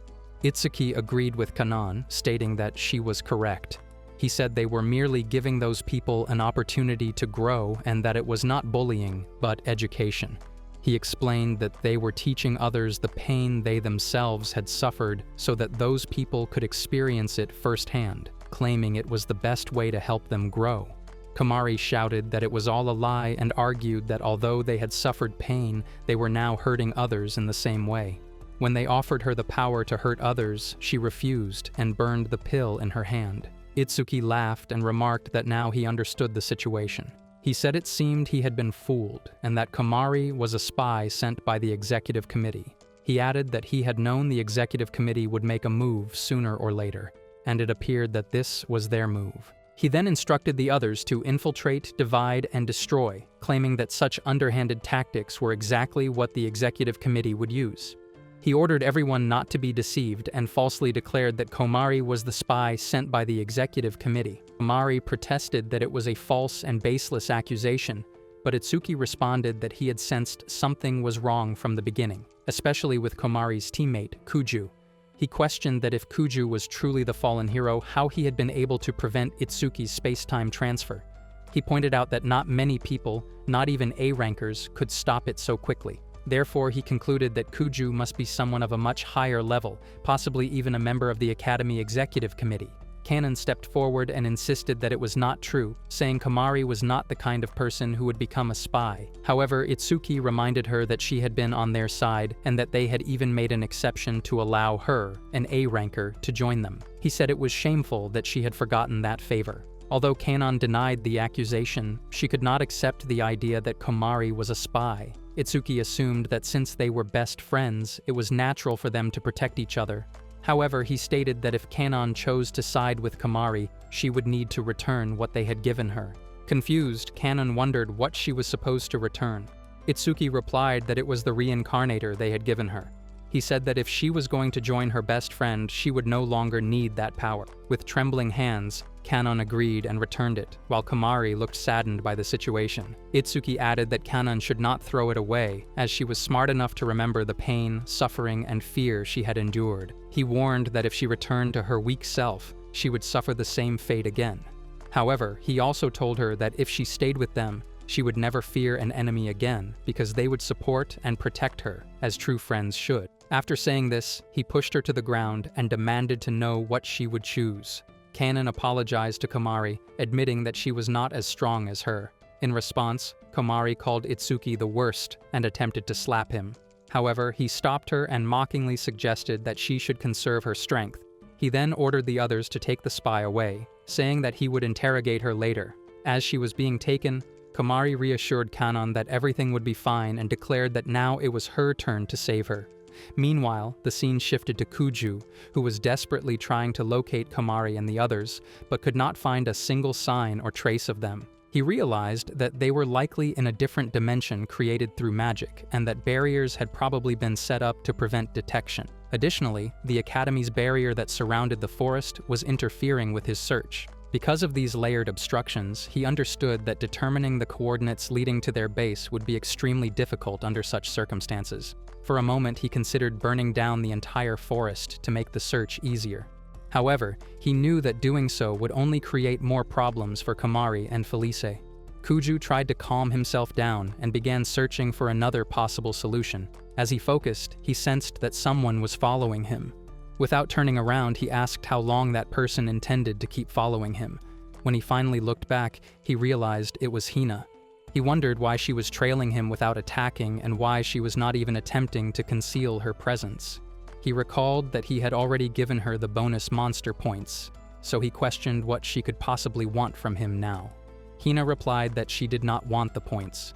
Instead, she said that the people who had taken his friends claimed to possess the power to defeat her. She added that if Kuju was searching for them in order to obtain that power, then she was looking for them as well. She stated that she would follow him and asked him to take her to their location. Kuju was left confused, wondering who that strange girl truly was. Kuju stated that Hina was already an S-ranker and questioned whether it would not be faster for her to search for them on her own. Hina replied that it was impossible because she was unable to locate people. Kuju brought up detection magic, farsight abilities, and enhanced hearing, suggesting that she should at least possess one of those skills. However, she revealed that she had none of them. This made Kuju wonder what she was actually capable of.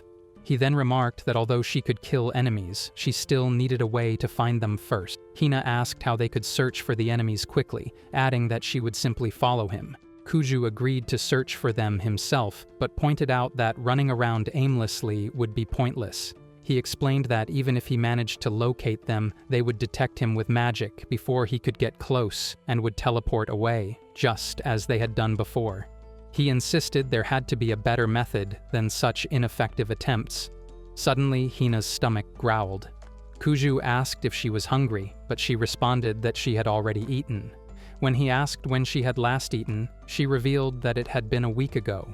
Kuju told her that it was not fine. Hina questioned why, saying she felt fine and could still move without any problems. Ignoring her dismissal, Kuju asked her to wait for a moment. He opened a portal, remembering that he still had some leftover fish from the previous day. He then created a fire and began cooking it for her. Hina said there was no need for it, but Kuju insisted that he would not move until she ate. Eventually, she agreed. After taking the first bite, she admitted that it was surprisingly delicious. Kuju felt relieved and remarked that she must have been very hungry. She denied it, claiming she did not need to eat and that it was merely a waste of time.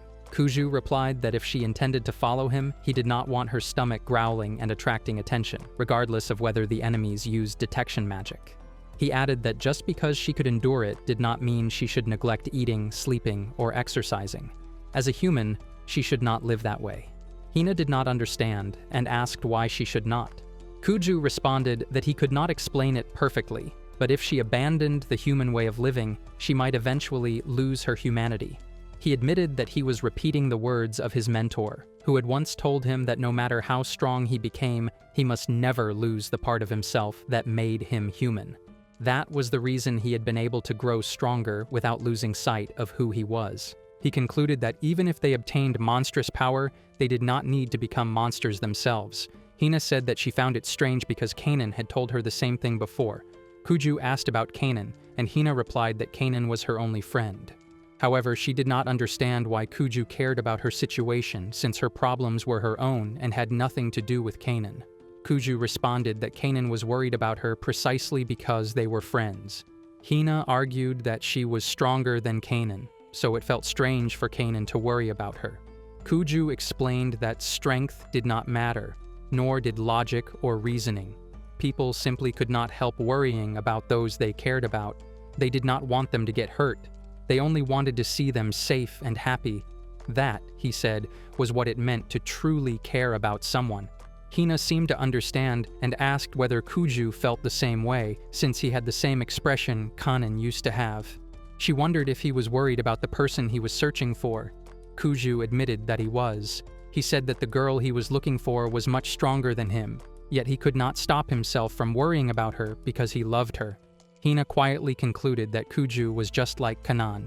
She then stood up and formally introduced herself as Kira Sakihin. They shook hands, and Kuju introduced himself in return. After that, he asked about something she had mentioned earlier, that she was searching for those people because she wanted their power. He questioned why she needed more power when she was already strong as a member of Rosen's children. Hina replied that her current strength was not enough, as there was still something she needed to accomplish. As Kuju wondered what that might be, a giant screen suddenly appeared. Rose announced that it was the second day of the survival game and asked whether everything was going well for everyone. She then declared that it was time to reveal the rankings for the day. Kuju commented that it must be difficult to follow someone like a goddess and asked whether Rose was always like that. Hina replied that she did not know. Seeing his confusion, she explained that she only saw Rose during missions and did not know what Rose liked or how she truly was. The only thing she knew was that Rose was just like her, someone who only cared about achieving her goals. That was why she did not feel particularly attached to her. Kuju then asked what Rose's goal was. Hina replied that Rose's goal was the entire world. Kuju thought that Rose was probably not a good person, especially if even her own team viewed her that way. He had no desire to get involved with her. He also doubted that the group he was searching for had made it onto the leaderboard. He reasoned that if they had truly been chasing points, they could have simply taken them from him earlier. Then another thought struck him. How was Rose tracking everyone's points? He wondered whether the location data of each participant was attached to their point tag. If that were true, then perhaps the information was being transmitted to a massive magic circle that monitored the entire forest. If such a system existed, he considered that it could potentially be used to their advantage. However, since the system had been created by the higher-ups, breaking into it would not be easy. He knew he could not accomplish something like that alone. He stood up and asked Hina whether the reason she was searching for those people was because she wanted their power. She nodded. Kuju then asked if she was willing to do whatever he told her in order to find them. Without hesitation, Hina gave him a thumbs up. Kuju laughed and remarked that it was a good answer. He then took out a note and said that he would use it. It contained the contact information of Kuzuha. Soon after, Kuzuha was summoned. She admitted that she could not say she was unhappy about being called, but honestly, she was unsure whether his plan would work. She added that she had never expected him to actually invite her. Kuju explained that he needed her help to save his friends. He also said that he was certain the reincarnator was somehow connected to the situation. Kuzuha responded by suggesting that they discuss the matter in detail.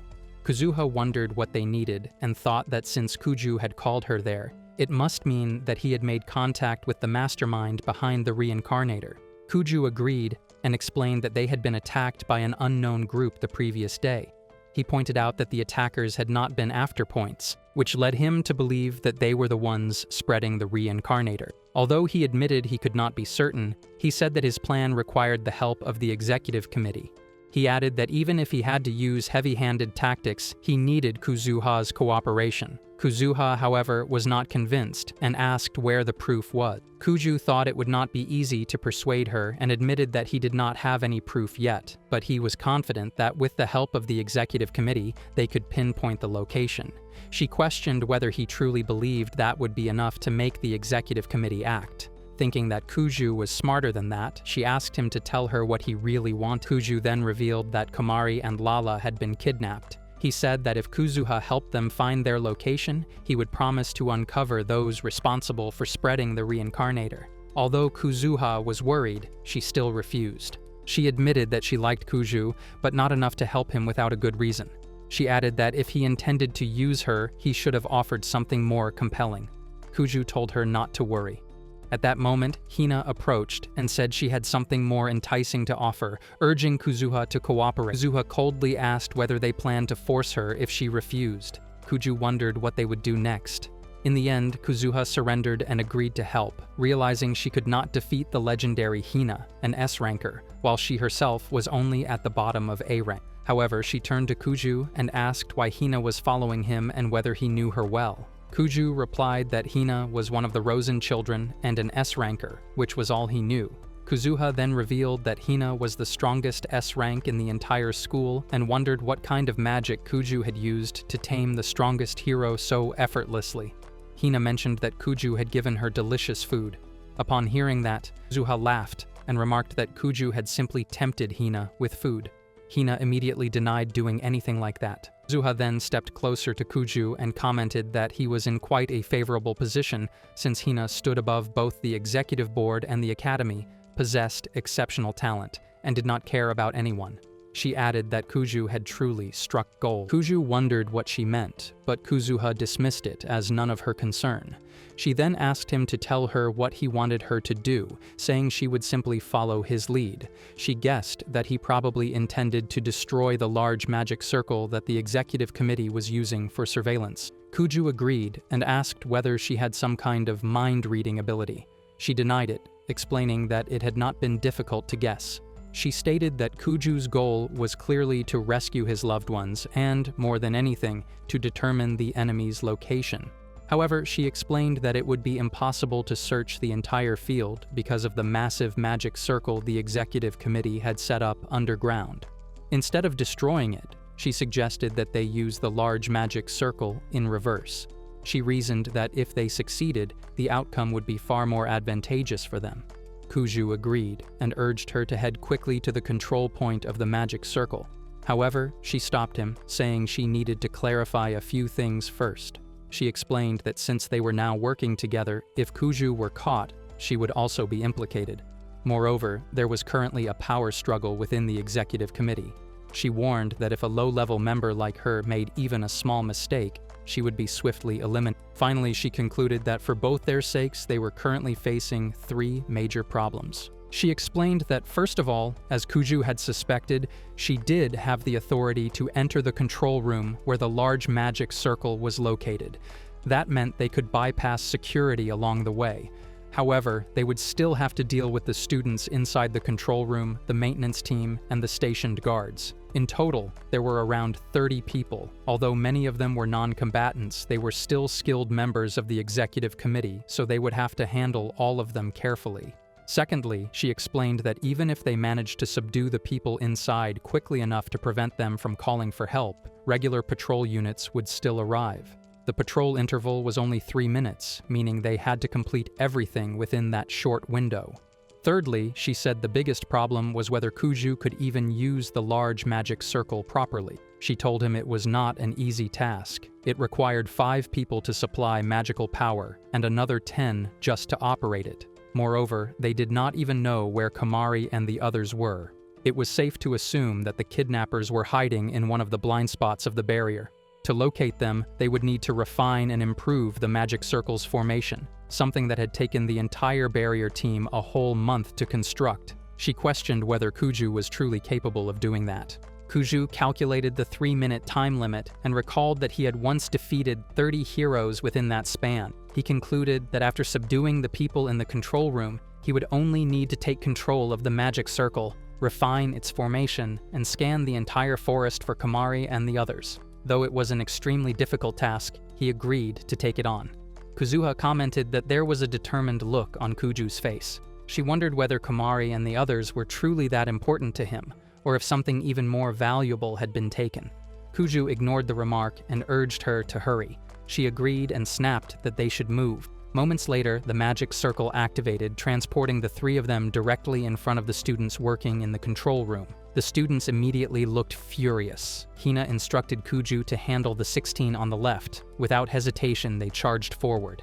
The students attempted to fight back with swords, but Hina overwhelmed them effortlessly, striking continuously with punches and kicks. Kuju observed that it was exactly what one would expect from the strongest in the academy. She was overpowering 16 people using only her physical strength, without even activating her unique abilities.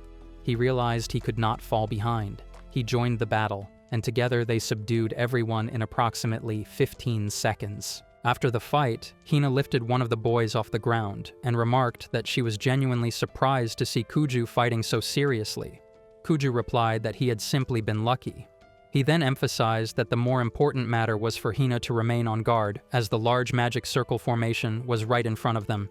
He stated that they had only 2 minutes and 30 seconds left. Finally, he declared that he would definitely find Felis. The scene shifted to Kamari, who was imprisoned. She pleaded with a boy to let them out.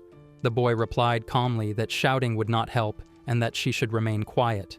Behind her, Lala and Felis were lying on the bed. Felice gently remarked that Kamari might wake Lala, who had just fallen asleep, and advised her to calm down. Kamari apologized, saying she had never intended for the 2 of them to get involved. Felice responded that Kamari had simply done what she believed was right, so she had no reason to apologize or feel ashamed. Overcome with emotion, Kamari hugged Felice and thanked her. She said that Felice and Lala had been arrested because she had been labeled a spy, and she feared that Kuju might also be in danger. Felis reassured her, saying Kuju had not been raised to be weak and that she would sense it if something had happened to him. Kamari asked whether Felis could detect Kuju through magic. Felice replied that it was not magic. It was simply love. Kamari blushed at that remark. Felice then asked Kamari to carefully observe their surroundings and describe everything she saw. As Kamari explained what she knew about the reincarnator, Felice speculated that it might be a drug that granted unique abilities. Kamari added that after taking it, Kanon had been able to use a second ability. Felice warned that they should not underestimate it, especially if Snowella was involved. Kamari asked whether Felice knew the goddess. Felice confirmed that she did and explained that Snowella was the least goddess-like among the elder goddesses. Although she appeared kind, she was the goddess of innovation and thought, one who despised stagnation and constantly sought progress. Among beings as ancient as the goddesses, such relentless change could become dangerous. Felis continued that unlike the others, Snowella had continued evolving, making her the most knowledgeable about unique abilities and sealing techniques. She was certain Snowella possessed the capability to create something like the reincarnator, as its creation would not be particularly difficult for her. At that moment, Itsuki entered and commented that they seemed to be doing well. Kamari immediately demanded to be released, insisting she was not a spy.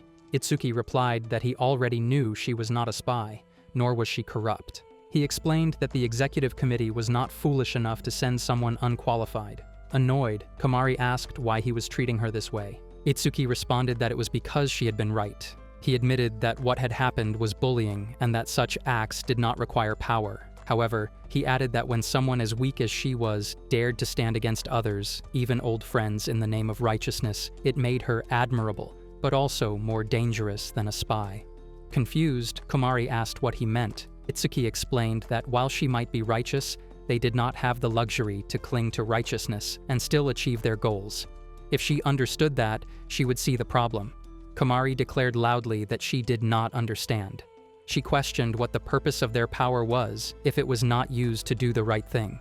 She added that perhaps that was what the reincarnator was truly for. Itsuki laughed softly and said that speaking with her reminded him of his former self. He then asked what she thought of him, suggesting she probably saw him as a petty villain who tempted the weak down a dark path. Disha replied that he seemed like someone who did not have many friends. Itsuki admitted that she was correct. However, he revealed that he once had close friends. Those had been good times, when they trained day and night to become ideal heroes and shared the dream of saving the world. He had even worked tirelessly to reach the top of A rank. Itsuki explained that he had once believed he could use the divine power granted to him as a hero to defeat evil. However, that belief had shattered during a mock battle tournament. Their opponents had been S-rankers, while his team had looked like nothing more than inexperienced rookies. They were completely crushed and forced to learn a harsh lesson. On that day, he had realized that the world was not divided into good and evil, but into the strong and the weak. Kamari immediately objected, insisting that it was not true. She acknowledged that the experience must have been painful for him, but argued that it did not justify repeating the same cruelty against others. They were still heroes, just as he and his comrades had once been. There had to be another way. Itsuki laughed and replied that they were not like him. He asked whether she knew that unique abilities had higher stages, levels that only a small number of true heroes could reach. All S-rankers had opened that door. The gap between them and ordinary heroes was like the difference between an elephant and an ant. He emphasized that they were not the same as him and his former teammates. There was an unreasonable, overwhelming disparity between them, a truth he had learned that day at an enormous cost. He continued that while physical wounds could heal, the fear carved into one's heart would never disappear. His friends had chosen to escape that fear by leaving the academy and forgetting everything. At first, he had wanted to do the same. However, losing one's memories was a terrible price to pay. Before leaving, he had gone to see them one last time, only to find that they had forgotten everything. His face, the dreams they had shared, the world they had fought to protect, and all their adventures together. He said that at that moment, he stopped running away. If he also chose to forget, it would be as though those days had never existed. He admitted that he had been more afraid of that possibility than anything else. Because of that fear, he made up his mind to change the academy itself, a place where the strong monopolized power. He declared that the academy was the root of the corruption, the ranking system, the executive structure, the blind meritocracy, and the blatant inequality. In his eyes, the academy was like a poisoned vessel, one that sacrificed the weak to further nurture the strong. Itsuki further explained that the academy's central authority and the executive committee were the ones who controlled its politics. Because of that, he had formed the resistance with the goal of crushing them. By gathering the weak and empowering them with the reincarnator, he had given them a cause, to rise against the strong and deliver vengeance. With their support, he intended to build a powerful army, eliminate the corrupt executive committee, and transform the academy into a true institution, one where people could properly learn to use their abilities without being oppressed. After saying this, he apologized, admitting that he had become slightly carried away. He said that Kamari had reminded him too much of his past self. However, he told her to forget everything he had said, as he would not give her that opportunity. Suddenly, he ordered his subordinates to capture Lala and Felis. Lala cried out in pain, asking what the rings tightening around her were. Sarcastically remarked that they truly did not know how to treat a lady properly. Kamari became visibly worried for them, but before she could react further, she was also restrained. She pleaded with Itsuki to at least leave Lala and Felis out of it. Itsuki responded that it would depend on her and that she should simply follow him. As they were escorted downstairs, Lala asked what was happening. Felis reassured her not to worry, saying they would be fine because Kuju would surely come for them. Itsuki commented that the familiar sounded very optimistic, but if such a hero truly existed, then no one in the world would ever have to suffer. They were brought into a room where Snowella was already seated, calmly reading a book. She greeted them casually. Kamari looked confused. Itsuki then reminded her that he had told her to forget. He explained that the secrets of the resistance and all memories of what she had experienced there would be erased, including even the memories of her loved ones. Kamari was shocked and wondered if they meant that they were going to steal their memories. Itsuki agreed, and Kamari stated that it was the same thing as the academy they hated so much. Itsuki agreed again, explaining that although the method was efficient and as unpleasant as it might be, they could always learn a great deal from those memories. He then asked Snowella to begin as soon as possible. Snowella stood up while Lala hesitated. She assured them that it would only take a few seconds and would not hurt them, as long as they behaved properly. Suddenly, a boy arrived and called out to Itsuki, informing him that an emergency had occurred. He reported that a large-scale detection spell had been activated earlier and that they were still working out the details. The barrier team was requesting Itsuki's support. Itsuki wondered if the executive committee had discovered them, although they were supposed to be in the detection spell's blind spot. However, both he and Snowella were currently there. Snowella told Itsuki to go, reminding him that he was the leader and should ensure everyone's safety. Itsuki agreed and, as a precaution, summoned 2 golems with a snap of his fingers. He instructed Snowella to contact him using magic if anything happened, and then left immediately. After he departed, Snowella reassured them not to worry and said that she would let them go. Lala wondered if Snowella was actually a good person. Kamari wondered whether Snowella had wanted to stop Itsuki as well. Snowella admitted that she had known about that child's method for a while. She explained that although she wanted to help him, she did not think it was a good idea. Since Itsuki had already left, she said they would be safe, and she would simply tell him that she had sealed their memories and sent them away. Hearing this, the 3 of them felt relieved and happily thanked Snowella. Snowella stated that there was still a problem. Although she wanted to let them go, the golems guarding them would not allow it, as they belonged to Itsuki, and she had no authority over them. She explained that the only way forward was for them to defeat the golems. She then reassured them not to worry, saying that everything would be fine because she would grant them the power needed to overcome the obstacles. She presented the reincarnator, causing Kamari to hesitate. Snowella stepped closer and told Kamari that she would be able to defeat them all with it. She urged her to take it immediately. Kamari tried to refuse, but Snowella insisted that she hurry, warning that Itsuki would return soon and that they needed to escape before then. At that moment, Felis called out to Snowella, saying that she had seen through her act of playing innocent. She stated that she knew Snowella did not truly want them to escape and questioned why she was really pushing Kamari to take the drug. Snowella responded that she did not understand what Felis was implying and mockingly asked who this cat was that she seemed to be referring to. Felis replied that Snowella should use her intelligence to figure it out herself. Snowella glared and said she did not have time for riddles, demanding that Felis speak plainly. Felis then stated that she was simply curious about the game Snowella was playing and about the drugs she had created using those unholy seeds. Confused, Kamari asked what Felis was talking about. Felis explained that the power they referred to as unique abilities was not granted by the goddess. Instead, she clarified that those abilities originated from seeds that had existed within human souls since the beginning. She added that it was more accurate to call that power inherent rather than unique. She further explained that those seeds would eventually grow into trees. Felis continued by stating that it only appeared as though the goddess was granting power because she possessed the key that allowed those seeds to sprout.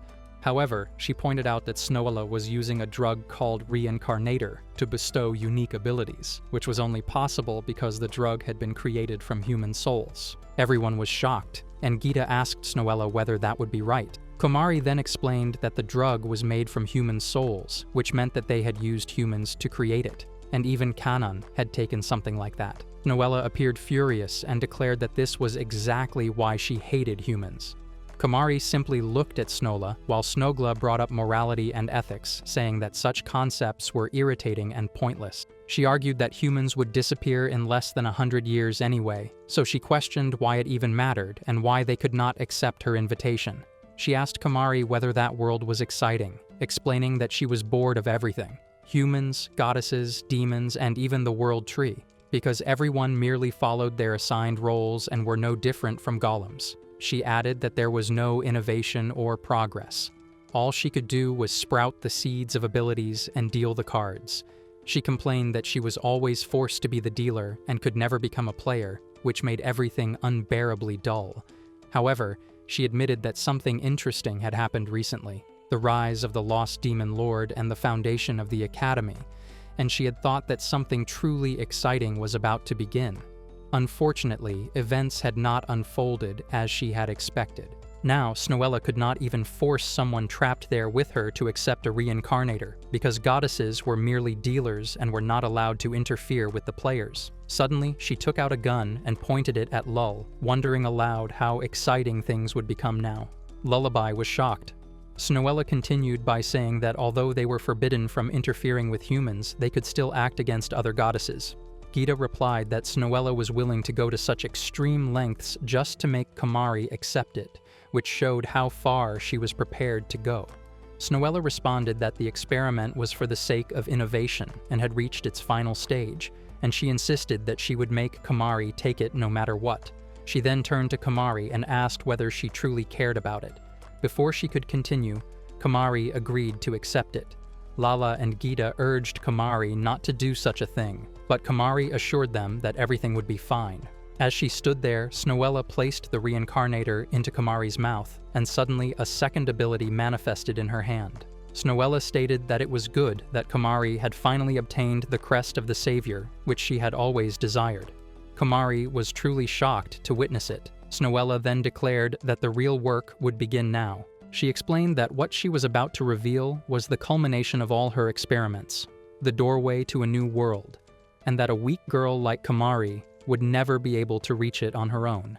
However, she assured them that she would personally take Kamari to that place. After saying this, Snowella grabbed Kamari by the face and began chanting the skill known as Order Florentilla. Kamari began to feel something strange, and she was suddenly reminded of Kanan and Kuju. At that moment, Snowella realized that the new ability was rejecting her power and absorbing it instead. An overwhelming aura surrounded them, and Snowella thought that everything around them was dissolving into light. She wondered what that unique ability was, and questioned why a failed hero like that child possessed such a powerful seed. Kamari appeared to be struggling to control it, and Felis asked her why she was panicking. Kamari only looked at her, and Felis continued by saying that although the display was flashy, there was nothing to fear. She explained that the power belonged to Kamari and was no different from the sword she had been forging. She told her not to panic, but to remember how she held it steady and simply swing it, as she had done every day. Kamari tried to calm herself and thought about the sword she always used. She imagined it clearly, and a sword formed from magic appeared and merged into her body. She felt a sharp pain in her chest and took a deep breath. Felis praised her for regaining control. Meanwhile, Snowella smiled in delight, calling it a wonderful blessing. She suggested that Kamari consume more reincarnators so the seed within her could grow further. However, Kamari refused. Snowella responded that she could no longer restrain her and took out another object, declaring that she would let a hero handle another hero. She used a device to announce throughout the area that a spy was escaping and requested assistance. Kamari grew anxious, thinking they needed to leave immediately. Suddenly, a portal opened nearby, and Itsuki stepped out, remarking that it was a vexing situation and that he could not believe Kamari was causing trouble for Snowella. Snowella apologized, claiming it was her mistake and asking if they could capture them again. Itsuki agreed confidently, saying that dealing with a failed hero would not be difficult. As he prepared to use his power, Kamari realized that if she ran, she would be caught instantly. Just then, a tornado erupted between them, and Kanon's voice rang out, warning Itsuki not to dare touch her friend with such filthy hands. Kanon appeared alongside Carrot and expressed relief that Kamari was unharmed. Itsuki seemed amused to see her and questioned what she was doing there, suggesting that she had already betrayed Kamari and now wished to call herself her friend. Kanon admitted that she had betrayed Kamari because she could not overcome her fear and had abandoned her. However, when she was alone, she realized she was more afraid of losing Kamari as a friend. Overcome with emotion, she confessed this sincerely. Kamari drew her sword and suggested they continue their conversation after defeating Itsuki. She even joked that they could have tea in town afterward, with Kanon treating her. Kanon wiped her tears and declared that she would survive so she could keep that promise. Suddenly, Carrot became furious and lifted Kamari along with Felis and Lala, leaving Kamari confused. Carrot apologized but said she could not risk losing Kamari, as she was destined to become everyone's hero. With a snap of her fingers, she made them disappear. Itsuki reassured Snowella not to worry, guessing it was a situation where they chose to flee and that he would handle the rest. However, this confidence seemed foolish, as he intended to track them down again, making their escape only temporary. He warned Kanon to step aside if she did not wish to be hurt. Kanon questioned how he could be so certain of victory and who had said she would not defeat him instead. Itsuki dismissed her words as bluffing and pointed out that she was trembling, asking whether she truly believed she could defeat him in that state. Kanon replied that he was ignorant and asked whether he had never heard of trembling from excitement. Enraged, Itsuki declared that he would teach her once again about pain, fear, and despair. As Carrot hurried forward, Kamari urged her to turn back, insisting that Kanon needed their help. However, Carrot continued moving ahead. When they reached the hall, several people were already standing in formation and began firing at them.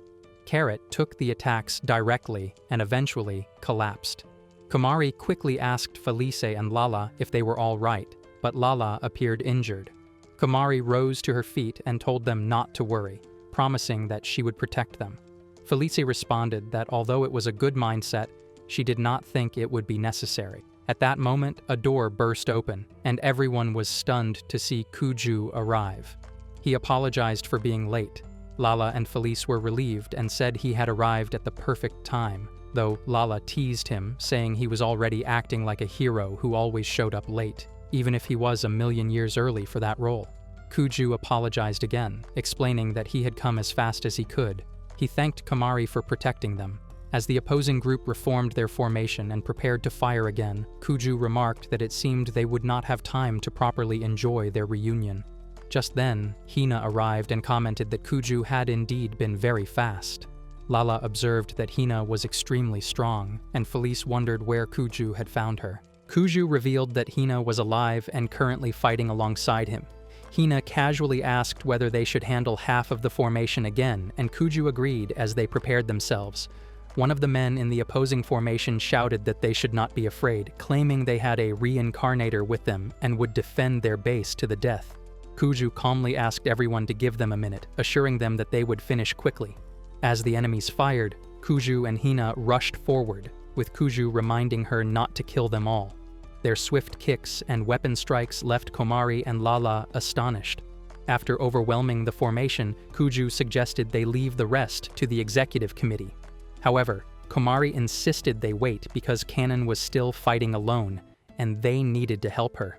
Before they could move, Itsuki appeared and stated that there would be no need for that. When Kamari looked at him, Itsuki remarked that the situation was unexpected, as he had not anticipated interference from the Academy's second-best student. He questioned whether she truly believed she could walk away after causing such chaos. Kamari anxiously asked where Kanon was. Itsuki coldly replied that she already knew the answer and questioned whether he truly needed to spell it out. Fear crossed Kamari's face, but Kuju stepped forward and told her not to let Itsuki provoke her, reminding her that he was not on the same level as the others. Itsuki instructed the others to leave the situation to him, telling them to take the injured and retreat to the evacuation wing. One of the men protested, saying they were facing a member of Rosen's children and that Itsuki could not handle it alone. Itsuki replied that he was aware of that, but they could not defeat her at the moment. Therefore, they all needed to retreat.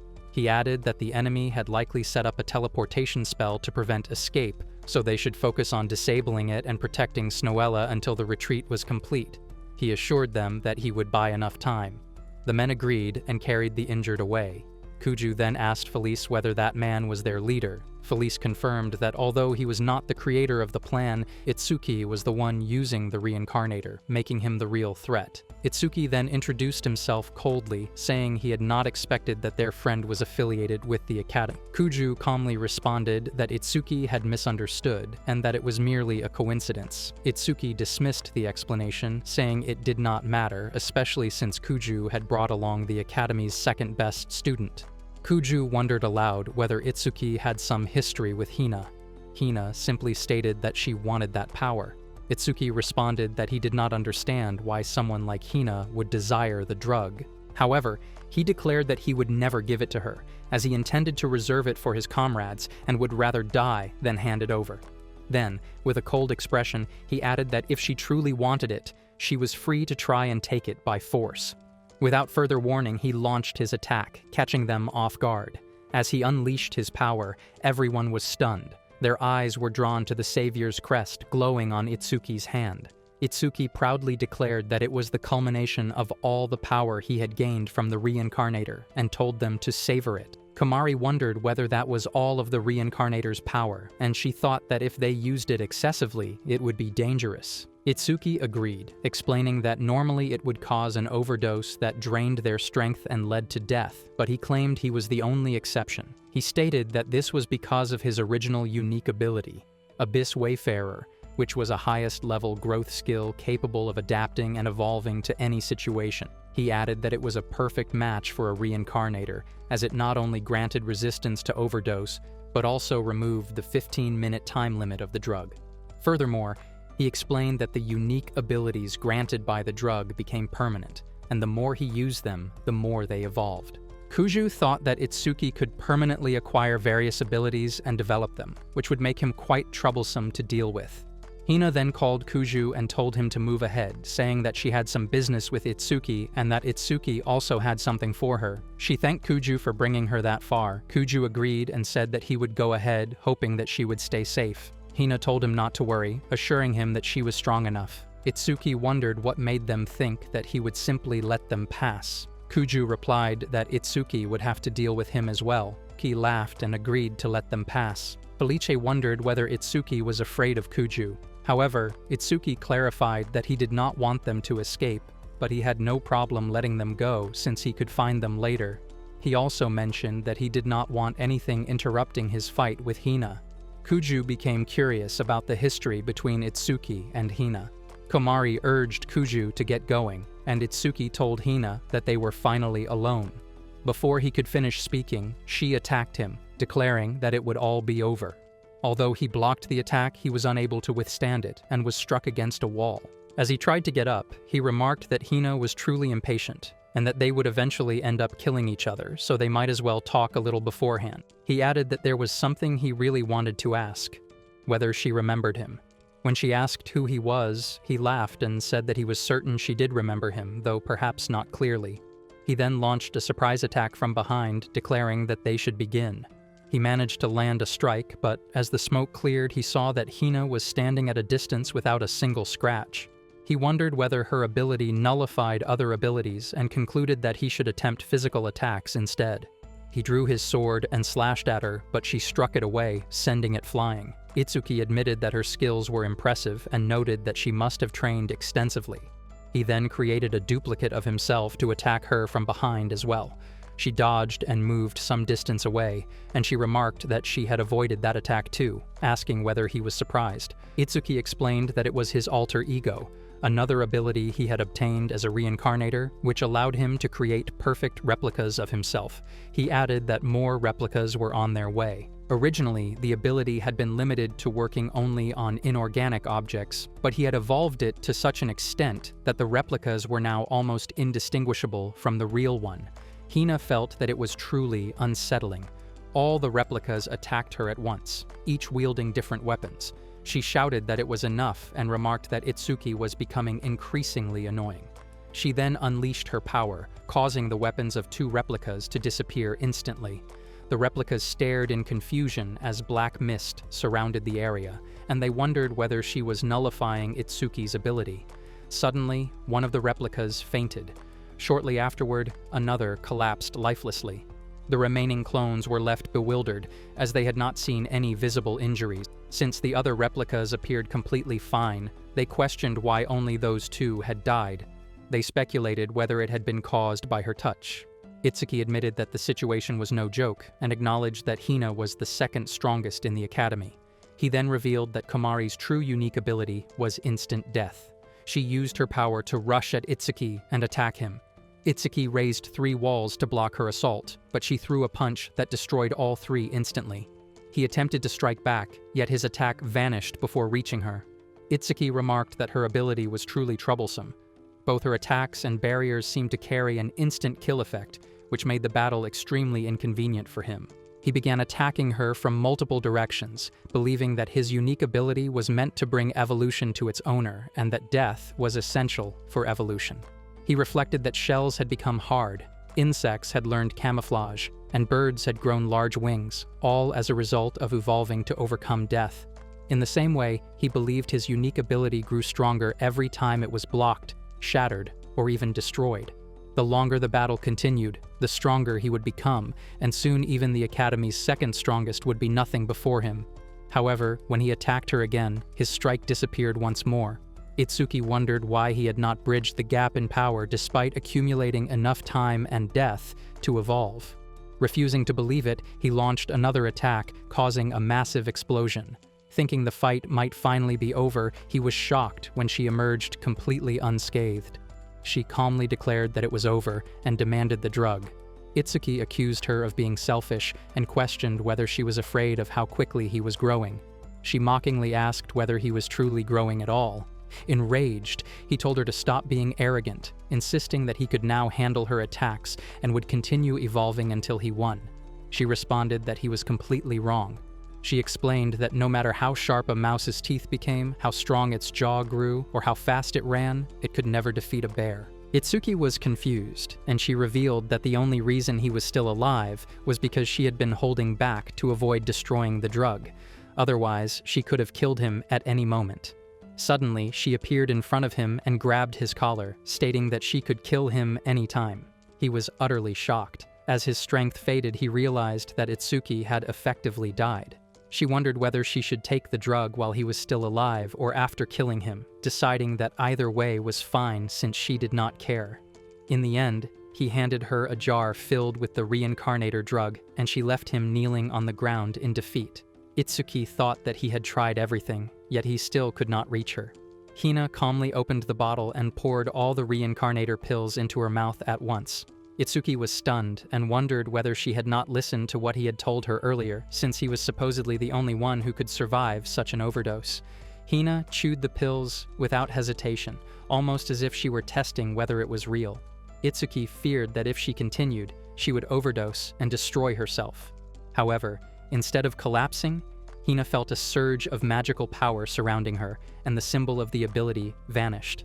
Itsuki stared at the mark on her hand and realized that the Savior's mark engraved there had completely disappeared. Even more shocking to him was the fact that her instant kill ability had erased not only the drug's effects but also the very concept of the reincarnator's power. He began to comprehend just how terrifyingly powerful her ability truly was. Hina declared that she would show him her real power, but she dismissed his drug as worthless, calling it nothing more than a toy. Itsuki grew furious and demanded that she take back her words. He argued that the drug was the hope of the weak, a sword meant to restore courage to those who had been crushed by the strong. He swore that he would make her regret her words, even if it cost him his life. Hina, however, simply felt that he was being incredibly annoying. He was truly angry and wondered why they were always like that, cheating at every opportunity. He thought that anyone who used such methods was bound to be strong, and Kamari had merely obtained an SSR ability from the gacha. They were simply people who happened to be blessed, so he questioned how she could act so arrogantly as if it were her own strength. He wondered why she could not live more humbly and show compassion toward the weak. He also questioned why they were supposed to be superior to him. They had once been precious friends to him, but their bond had broken about 4 years ago during the mock battle exercise tournament involving the S-rank team, of which Hina had been a part. At that time, she had simply watched as they were tormented by the S-rankers, looking down at them with a bored expression. He pointed at her and demanded to know why, despite having such immense power, she had allowed that tragedy to happen. He argued that with her ultimate power, she could have changed the school for the better. Hina replied that there was a simple reason. She was not interested. She stated that no matter how much pain they suffered, whether they were sad, alive, or even dead, she did not care because they were not her friends. They were merely strangers to her.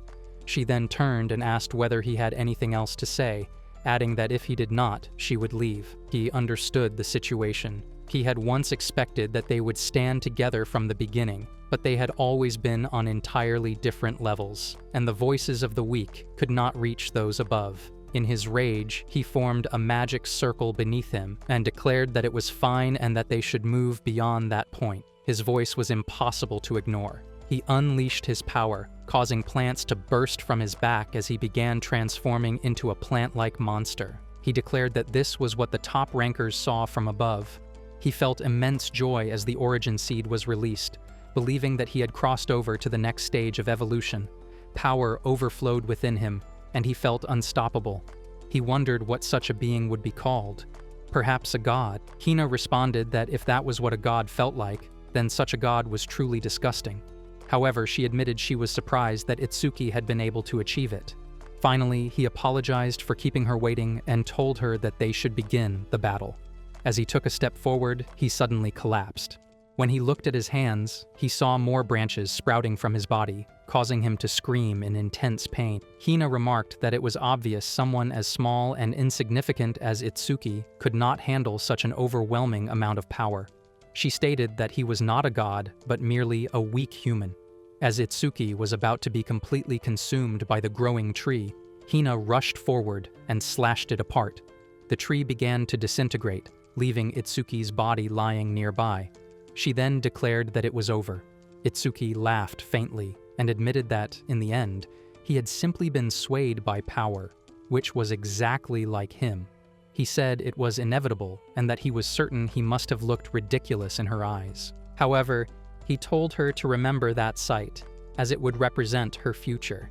He claimed that one day she would understand his humiliation when she encountered someone far stronger than herself. After saying those words, he died. Hina looked at the remnants of the tree and wondered what would have happened if it had continued evolving at that rate. Soon after, her stomach growled, and she realized she was hungry.